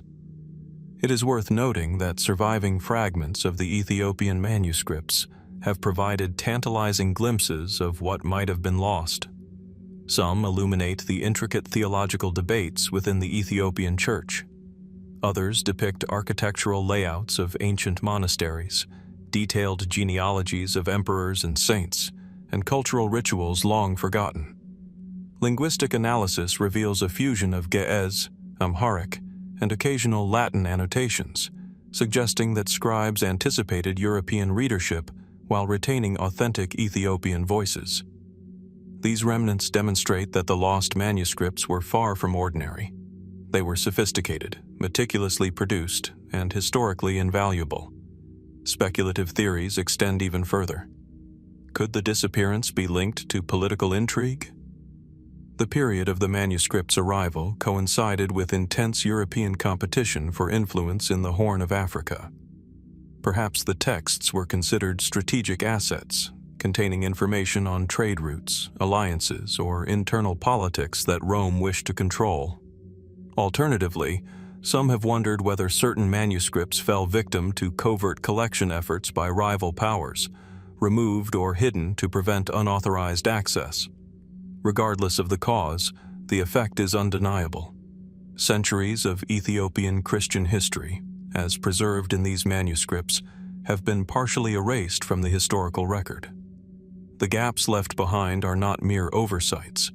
They are reminders of the fragility of knowledge and the forces, both mundane and extraordinary, that shape its preservation. Each missing manuscript is a silent witness, hinting at stories, practices, and insights that may never be fully recovered. Modern scholars continue to search for these lost texts. Some have scoured private collections, libraries, and monasteries across Europe and Ethiopia, hoping to find misfiled or previously unknown copies. Others have examined marginal references, citations, and cross-references in other documents to reconstruct the manuscript's contents. Despite these efforts, the full scope of what was lost remains tantalizingly out of reach. In contemplating the disappearance of these manuscripts, we are invited to consider deeper questions about history, memory, and power. How much of what we know, or think we know, is shaped not only by what survives, but by what has been intentionally withheld or lost? What might these manuscripts have revealed about the Ethiopian Church, African Christian traditions, or the global exchange of knowledge during a period of intense missionary activity?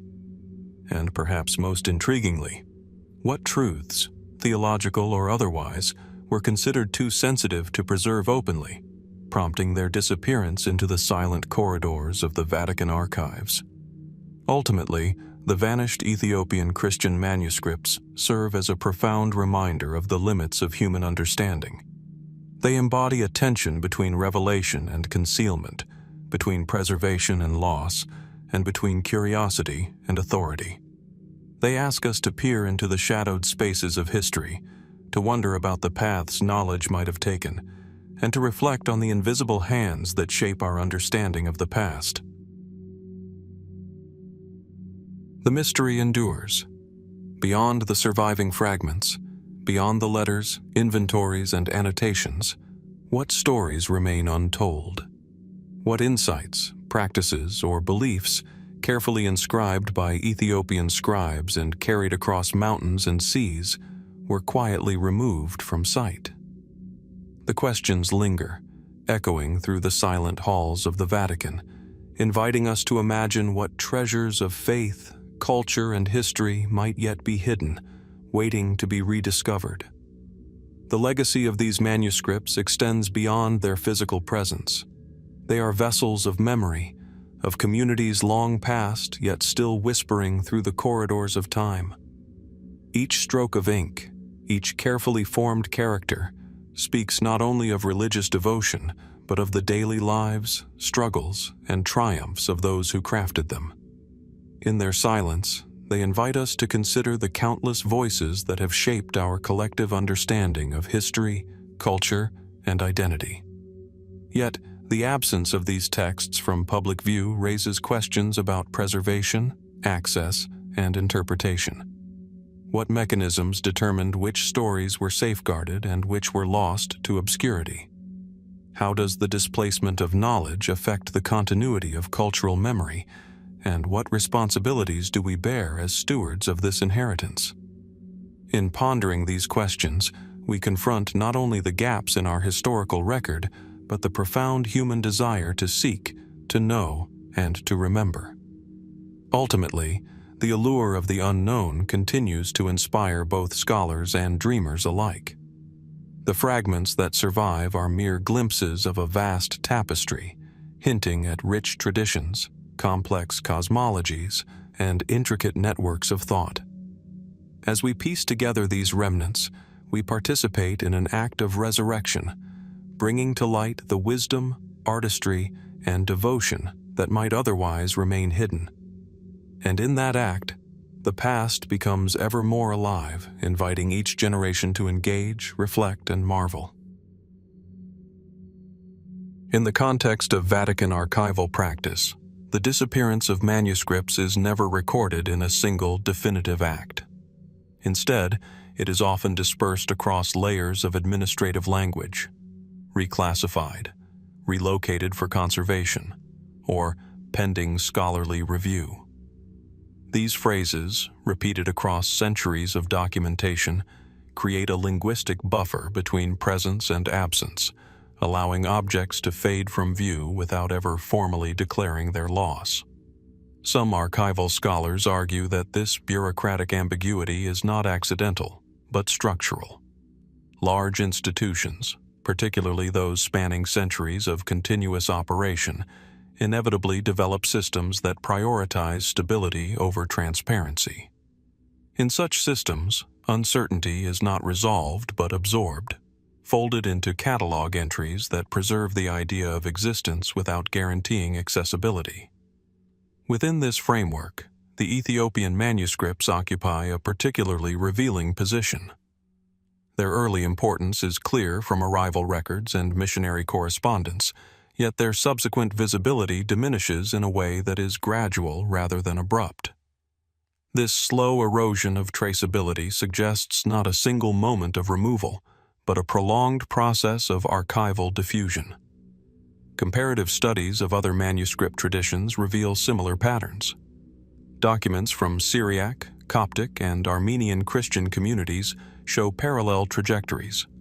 Initial documentation of arrival, followed by diminishing references in later catalog revisions. This repetition raises questions about whether certain categories of knowledge are more vulnerable to archival fragmentation than others, especially when they originate from non-European Christian traditions. At the same time, the physical nature of manuscripts complicates any purely administrative explanation. Unlike abstract records, these were tangible objects, bound, copied, and often illuminated with distinctive artistic styles. Their disappearance, therefore, implies not only a loss of text, but also of material culture, artistic practice, and devotional expression embedded within their pages. There is also the possibility that some manuscripts were intentionally separated from general collections for specialized study. Vatican archival history includes periods in which certain materials were restricted to limited scholarly circles, accessible only through controlled consultation. Over time, such restrictions can evolve into de facto invisibility, as restricted holdings are no longer integrated into public or even internal catalog summaries. Despite these uncertainties, occasional references continue to surface in unexpected places. A marginal note in a 19th century index, a brief citation in a theological commentary, or a cross-reference in a missionary report may allude to Ethiopian codices of unusual completeness, suggesting that at least some materials remained extant long after their apparent disappearance from general inventories. Ultimately, the Ethiopian manuscripts illustrate a broader archival paradox, that preservation does not guarantee visibility, and documentation does not guarantee access. What survives in record form may still become unreachable through layers of classification, translation, and institutional evolution. In this sense, the manuscripts are not simply lost objects, but examples of how knowledge can persist in form while vanishing in practice. From the quiet corridors of the Vatican archives, where the scent of aging parchment mixes with centuries of incense, one might imagine that all knowledge has been catalogued, studied, and preserved. Yet, hidden in the meticulous ledgers, shipping records, and missionaries' correspondences of the Colonial-Era, there are tantalizing entries that hint at objects arriving from distant lands, objects that defy easy description and, in many cases, appear to have disappeared into the labyrinth of Roman storage. These were no ordinary archaeological finds. They were mysterious artifacts whose origins, function, and purpose remain uncertain, and whose presence in the Vatican archives raises questions that continue to perplex historians and curators alike. The period we are examining spans roughly the 16th through 19th centuries, a time of intense European exploration and colonial expansion. Scholars, missionaries, and collectors ventured across the continents, from the Americas to Africa and Asia, retrieving artifacts ranging from manuscripts to tools, religious objects to sculptures, often with the dual goal of study and conversion. Many of these objects were sent to Rome, catalogued meticulously, or at least recorded with a measure of care, but then, in certain cases, simply vanished from the public record. Descriptions of some of these artifacts are tantalizingly vague. In inventory lists, one reads of metal objects of unknown design from the New World, carvings of extraordinary size and detail from the Congo Basin, or ceremonial implements bearing inscriptions in undeciphered scripts from the Far East. While the European collectors' reports sometimes attempt to situate these objects within familiar frameworks, comparing them to Roman, Greek, or biblical models, the artifacts themselves seemed to resist classification. They were anomalies, foreign to the understanding of the era's scholars and frequently dismissed or archived without further study. Contemporary letters from missionaries and explorers provide further context. A Jesuit writing from northern India in 1723 describes sending a set of bronze figurines to Rome, bearing faces neither Hindu nor Christian, yet with an unmistakable reverence in their form. An Italian colonial administrator reports in 1789 the transfer of intricately carved stone monoliths from southern Africa, noting that local elders insisted these objects were older than memory, older than the temples themselves. Each report hints at the collision of cultural worlds, European expectations encountering artifacts that refuse to fit neatly into the prevailing narratives of history or religion. Once in Rome, these artifacts were absorbed into the Vatican's sprawling collection.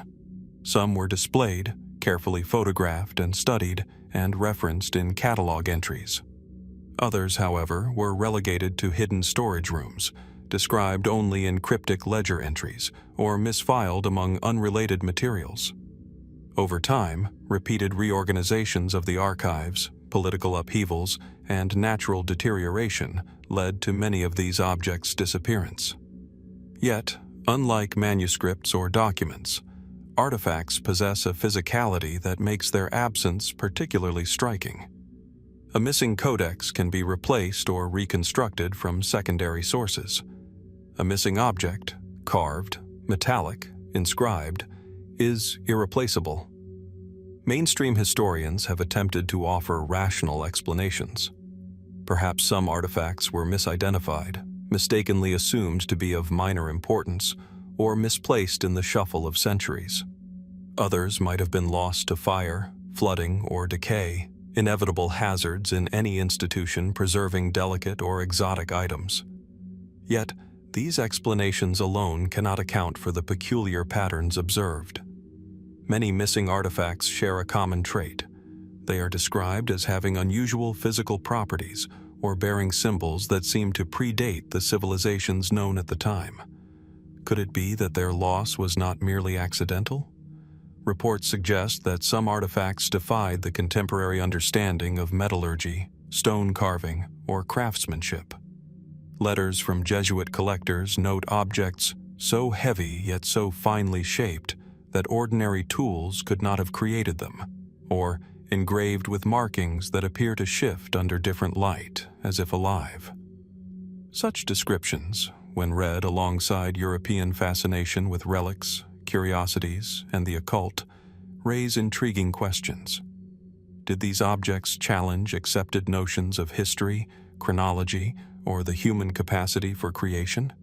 Were they deemed dangerous, anomalous, or heretical, and thus carefully hidden away? The patterns of disappearance echo those seen in earlier segments of our investigation. Just as the Ethiopian Christian manuscripts vanished, often soon after arrival, so too did these physical artifacts slip from records or public awareness.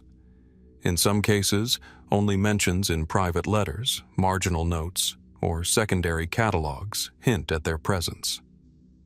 One particularly mysterious entry from 1772 describes a cylindrical object of unknown alloy sent from the Andes, not to be opened without permission of the office of the Curia. No further description survives, and its fate remains unknown. Such references invite speculation. Were these objects deliberately hidden, their study restricted to a select few, or perhaps removed to secretive chambers where the public would never see them? More speculative theories emerge when one considers the global context of these items. Could they represent knowledge of civilizations now forgotten, or technologies lost to time? Might they have been evidence of pre-Columbian transoceanic contact, advanced metallurgy, or spiritual practices far removed from European understanding? Some researchers suggest the possibility of anomalous artifacts, objects that, in the minds of their original collectors, carried hints of truths that European institutions were unprepared to confront. Were these artifacts deliberately suppressed, their significance feared or misunderstood? Intriguingly, some of the most detailed descriptions come from missionaries, whose accounts blend curiosity with awe. A French Jesuit in Madagascar writes in 1705 of sending a set of carved bones, larger than any human, inscribed with lines that echo no known language. In the archives, this entry is noted but with no subsequent record of examination. Did the Vatican study these objects? Were they stored, hidden, or quietly removed from circulation? The lack of documentation fuels the mystery, and even today, scholars continue to search for traces of these items in private collections, museums, and lesser-known repositories. The possibility of intentional concealment gains further weight when one considers the institutional context. During the Colonial-Era, Rome was not merely a religious center, but a hub of knowledge gathering, curation, and sometimes political maneuvering. Objects arriving from distant lands, especially those that might challenge accepted narratives of history, human origin, or divine providence, were carefully scrutinized. Some items may have been withheld from public cataloging to prevent theological controversy, while others might have been regarded as curiosities too enigmatic to allow wide access. Yet, there is a persistent element of intrigue beyond mere bureaucratic caution. Several accounts imply that some artifacts were capable of evoking strong reactions, fear, fascination, even reverence, from those who handled them. Could it be that certain items were perceived as containing a form of knowledge or power that required restriction? Did they hint at truths about humanity's past, technological prowess, or spiritual capacities that were not meant for general dissemination? While such theories verge on speculation, the consistent disappearance of the most extraordinary artifacts suggests more than mere chance. Modern scholarship continues to grapple with these questions. Some researchers have attempted to reconstruct the artifact's contents through descriptions, sketches, or secondary reports. Others have searched colonial archives, private correspondences, and inventories to trace their journey. Yet, despite these efforts, the objects themselves remain largely unseen. They linger in the imagination, documented but unattainable, reminders of the delicate boundary between knowledge and mystery.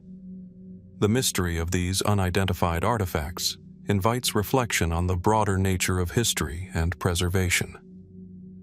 How much do we truly know about the objects that have shaped our understanding of the world? How many items, painstakingly brought from distant lands, have been quietly removed from sight, hidden for reasons lost to time? And what might we learn if even a fraction of these artifacts were rediscovered today? Ultimately, the reports of unidentified artifacts sent to Rome from Colonial-Era excavations remind us that history is never complete. For every object catalogued, examined, and preserved, there may be another, equally significant, that has disappeared. They speak to the tension between curiosity and control, revelation and concealment. They hint at the possibility of knowledge that was once within reach, only to vanish into the shadowed recesses of the Vatican's archives, leaving us to wonder, decades or centuries later, what truths might still lie hidden, waiting for rediscovery. The corridors of the Vatican remain quiet, yet the echoes of these lost artifacts linger. Each ledger entry, each reference to a mysterious object, becomes a whisper across time, calling us to question what we accept as historical record and what lies beyond the visible in the unseen chambers of power and preservation. The mystery endures. Some artifacts may never return to view, but their presence in these early records continues to provoke wonder, curiosity, and the haunting question: what was sent to Rome, and why did it vanish? Beyond the silence of the Vatican archives, there exists a deeper tension between preservation and concealment. Scholars have long debated whether the absence of certain artifacts represents loss through time or deliberate removal from public knowledge. In either case, the gaps in documentation become as significant as the records themselves, forming a shadow narrative that runs parallel to officially preserved history. Some researchers suggest that these missing objects were not merely curiosities, but items of symbolic, religious, or political significance. Their disappearance, therefore, may reflect shifting priorities within institutions that once guarded them. What was once deemed essential for study or reverence could have later been judged too sensitive, too powerful, or too disruptive to remain visible to future generations. The act of cataloging such artifacts in early ledgers adds another layer of intrigue. These written traces confirm that the objects were not imagined or mythologized in hindsight, but physically present at some point within the Vatican's sphere of collection. Yet the transition from recorded existence to unexplained absence raises questions about archival integrity and the processes that govern what is preserved versus what is quietly removed.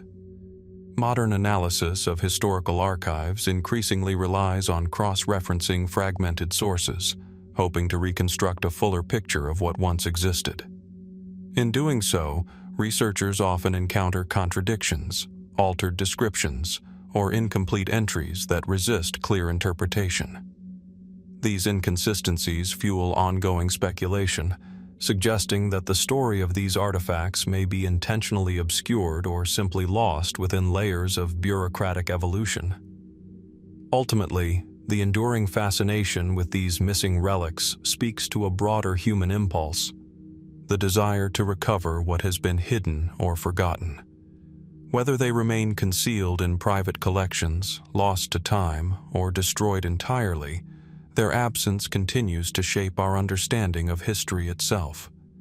In this sense, the artifacts persist not in physical form, but as enduring questions that challenge the boundaries of recorded knowledge. And yet, even within the silence of missing objects, there are faint administrative traces that suggest a more complex journey than simple disappearance. Shipping manifests occasionally note secondary transfers, temporary relocation for study, or restricted examination pending ecclesiastical review.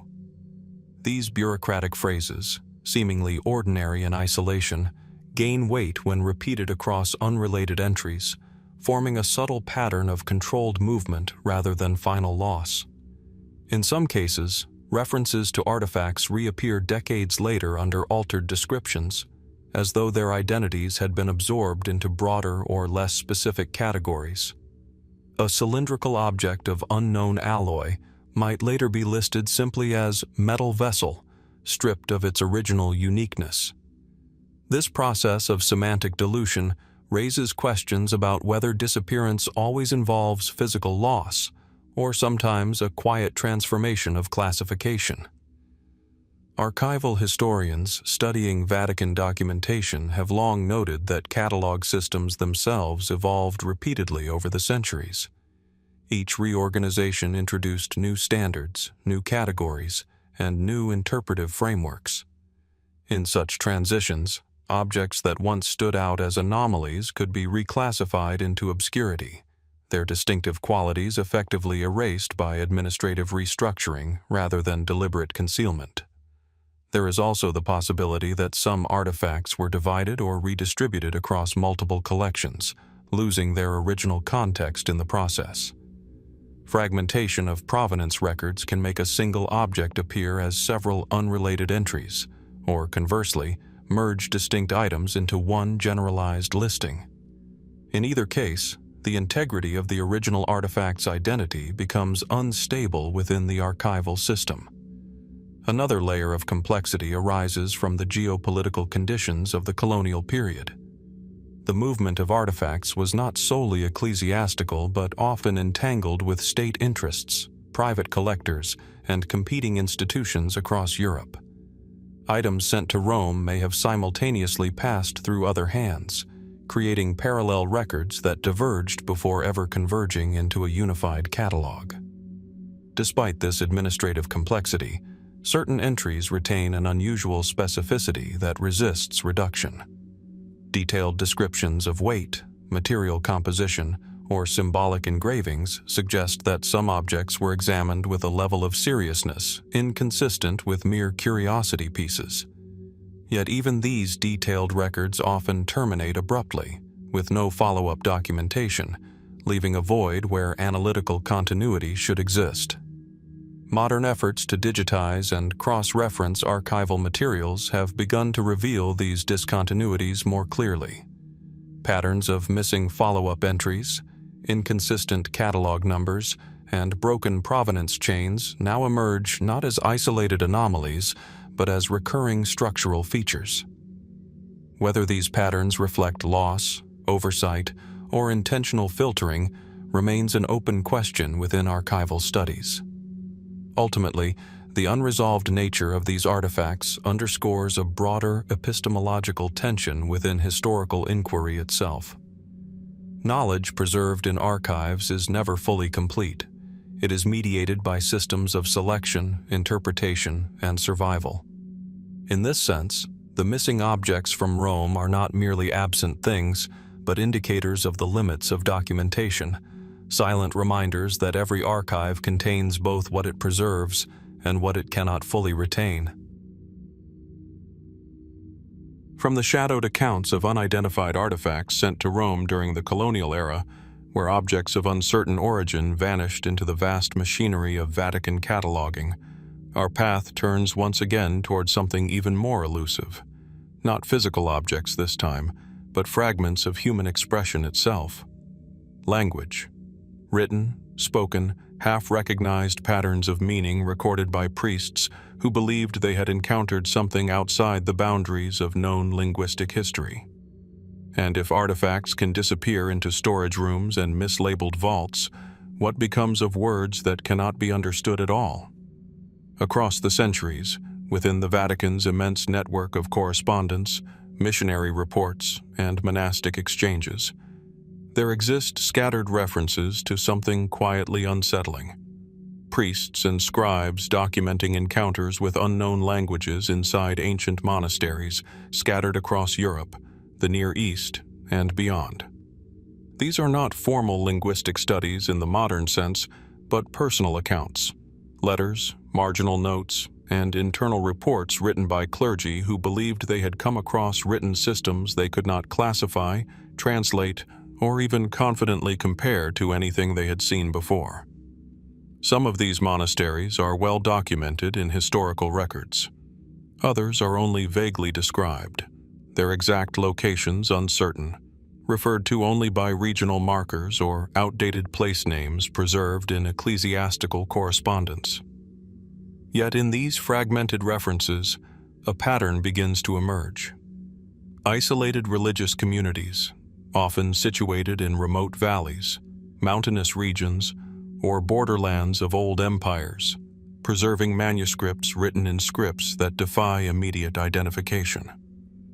One of the earliest recurring references appears in 12th and 13th century monastic correspondence from the Eastern Mediterranean. A traveling priest describes arriving at a secluded monastery where the books were not written in the tongue of men we know, nor in Greek, Latin, or Syriac, but in characters that seemed to shift when observed too long. He notes that the monks of the monastery treated these texts with deep reverence, chanting from them during liturgical hours, yet refusing to explain their origin. The report does not claim supernatural causes. Instead, it maintains a careful tone of uncertainty. The priest admits that he could not determine whether the script represented a forgotten dialect, a highly stylized form of known writing, or something entirely different. What is striking, however, is not the claim itself, but the consistency of similar descriptions across unrelated regions and centuries. In another account preserved in a 15th century Vatican compilation of missionary observations, a Franciscan priest traveling through the Caucasus writes of a monastery perched above a river gorge. Inside its scriptorium, he claims to have seen manuscripts written in dense, angular characters, unlike any alphabet known to him. He attempts to copy several lines into his journal, but notes that no attempt at imitation preserved their structure accurately. He further remarks that the monks claimed their texts were copied from even older sources, preserved through generations without alteration. When pressed for clarification, they reportedly responded only with symbolic gestures of reverence and silence. Was this a language that had simply evolved beyond recognition? Or was it something intentionally preserved in isolation, guarded against external interpretation? The priest offers no conclusion. By the 16th century, as European exploration expanded and the Vatican's archival system became increasingly formalized, references to unknown languages in monastic contexts begin to appear in more structured reports. Jesuit correspondence from missions in the Middle East and parts of Asia occasionally includes side notes describing encounters with monastic scripts of no known linguistic family. One Jesuit scholar stationed near the fringes of the Persian cultural sphere describes being shown a manuscript that appeared to contain parallel columns of text, one in a recognizable liturgical language, the other in a script entirely unfamiliar. Local monks allegedly explained that the two columns conveyed the same meaning, one for public reading and the other for those who understand the deeper form of the words. The Missionaries' report is cautious. He does not claim deception, nor does he assert authenticity. Instead, he writes of a structure of language that may exceed the limits of our current understanding of written expression. This phrasing would later be cited in Vatican archival summaries, but the original manuscript containing the observation is inconsistently referenced in later catalogs, appearing in some indices, absent in others. Mainstream linguistic scholars today tend to interpret these accounts with caution. Many propose that what early priests encountered were highly stylized liturgical scripts, symbolic shorthand systems, or regional variations of known alphabets that had evolved independently over centuries of isolation. In monastic environments, particularly those separated by geography or political boundaries, it is entirely plausible that writing systems became so specialized that outsiders could no longer recognize them. There is also the possibility of cryptographic writing. Monasteries, especially in politically unstable regions, sometimes used coded scripts to protect theological interpretations, internal correspondence, or sensitive doctrinal material. What appeared to outsiders as an unknown language may have been a deliberate system of encryption, designed precisely to prevent interpretation. And yet, even these explanations do not fully account for the consistency with which these reports describe not only unfamiliar symbols, but unfamiliar structures of meaning. Texts that seem to resist translation not because of vocabulary, but because of their very organization. Some reports go further, describing manuscripts that appeared to alter their perceived structure depending on the viewer. A 17th century Italian cleric writes of a codex in which the alignment of characters seemed ordered when viewed from one angle, yet dissolved into irregular patterns when examined directly. He attributes this to poor lighting or visual strain, Yet he notes that multiple observers experienced the same phenomenon independently. Modern scholars might interpret such descriptions as the result of optical illusions, ink degradation, or unfamiliar calligraphic styles. But in the archival record, these accounts stand as they were written, uncertain, hesitant, and carefully documented. Another recurring element in these reports is the reaction of the monastic communities themselves. In many cases, monks did not deny the existence of these texts or scripts. Instead, they treated them as sacred inheritances. They often refused to translate them for outsiders, not out of secrecy in the modern sense, but out of reverence or fear of misinterpretation. One priest records being told that the words are not meant to be separated from their sound, suggesting a linguistic system where meaning might be inseparable from oral tradition, chant, or ritual performance. If accurate, such a system would challenge conventional distinctions between written and spoken language. Yet again, no definitive conclusion is offered.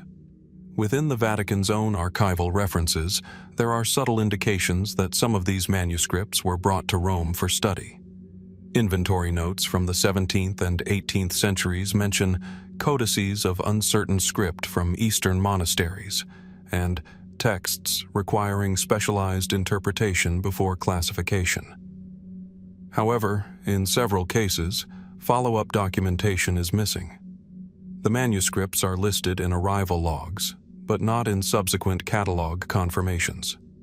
This pattern echoes other mysteries already encountered in our exploration: Ethiopian manuscripts that vanished after arrival, Colonial-Era artifacts that disappeared into storage, and earlier references to codices of uncertain content that appear in inventories but not in surviving collections. The repetition raises a quiet but persistent question. Were these simply administrative losses, or was there a deliberate process of filtering what was preserved, studied, or allowed to remain visible?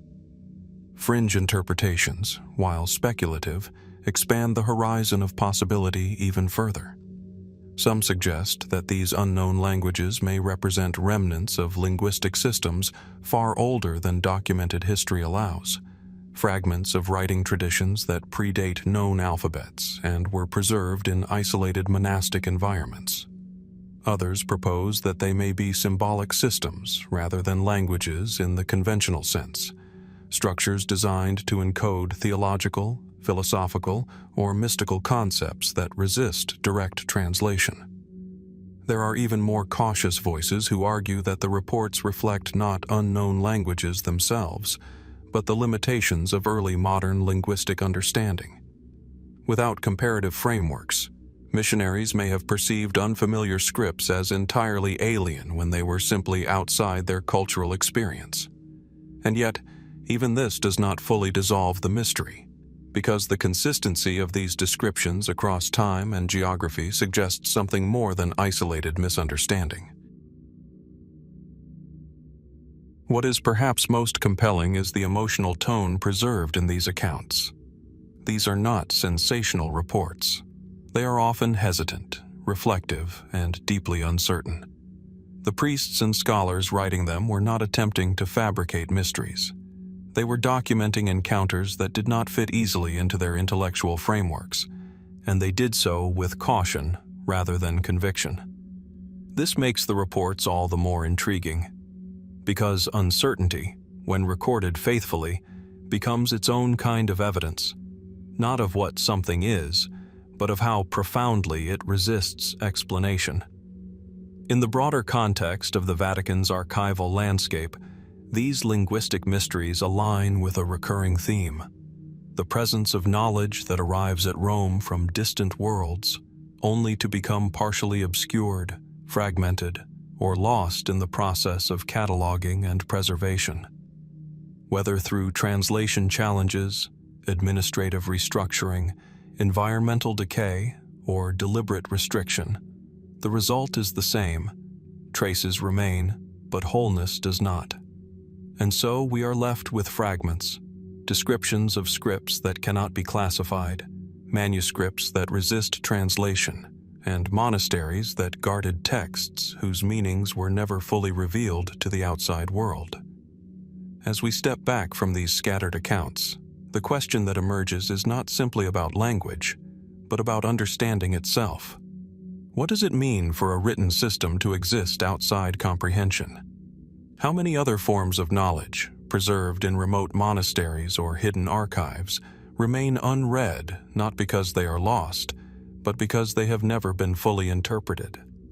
And perhaps most quietly unsettling of all, how many of these unknown languages still sit within institutional collections today, labeled, stored, and cataloged, but never truly understood? The Vatican's records do not answer this question.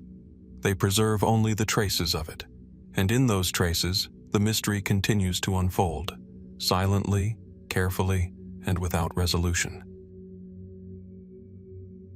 Perhaps the true significance of these unknown scripts lies not in their decipherment, but in what their existence reveals about human attempts to capture meaning. Each fragment, each undeciphered character, serves as a reminder that language is not only a tool for communication, but also a vessel of cultural memory, ritual practice, and intellectual tradition, sometimes deliberately protected from the gaze of outsiders. In this sense, the mystery of the scripts is inseparable from the communities that preserved them. The recurring silence surrounding these manuscripts also points to a broader tension in archival practice: the interplay between preservation and interpretation. Documents arrive in Rome, cataloged and referenced, yet full comprehension requires contextual knowledge that may have been lost, ignored, or deemed irrelevant by subsequent custodians. In many ways, the unknown scripts illustrate the limits of archival authority.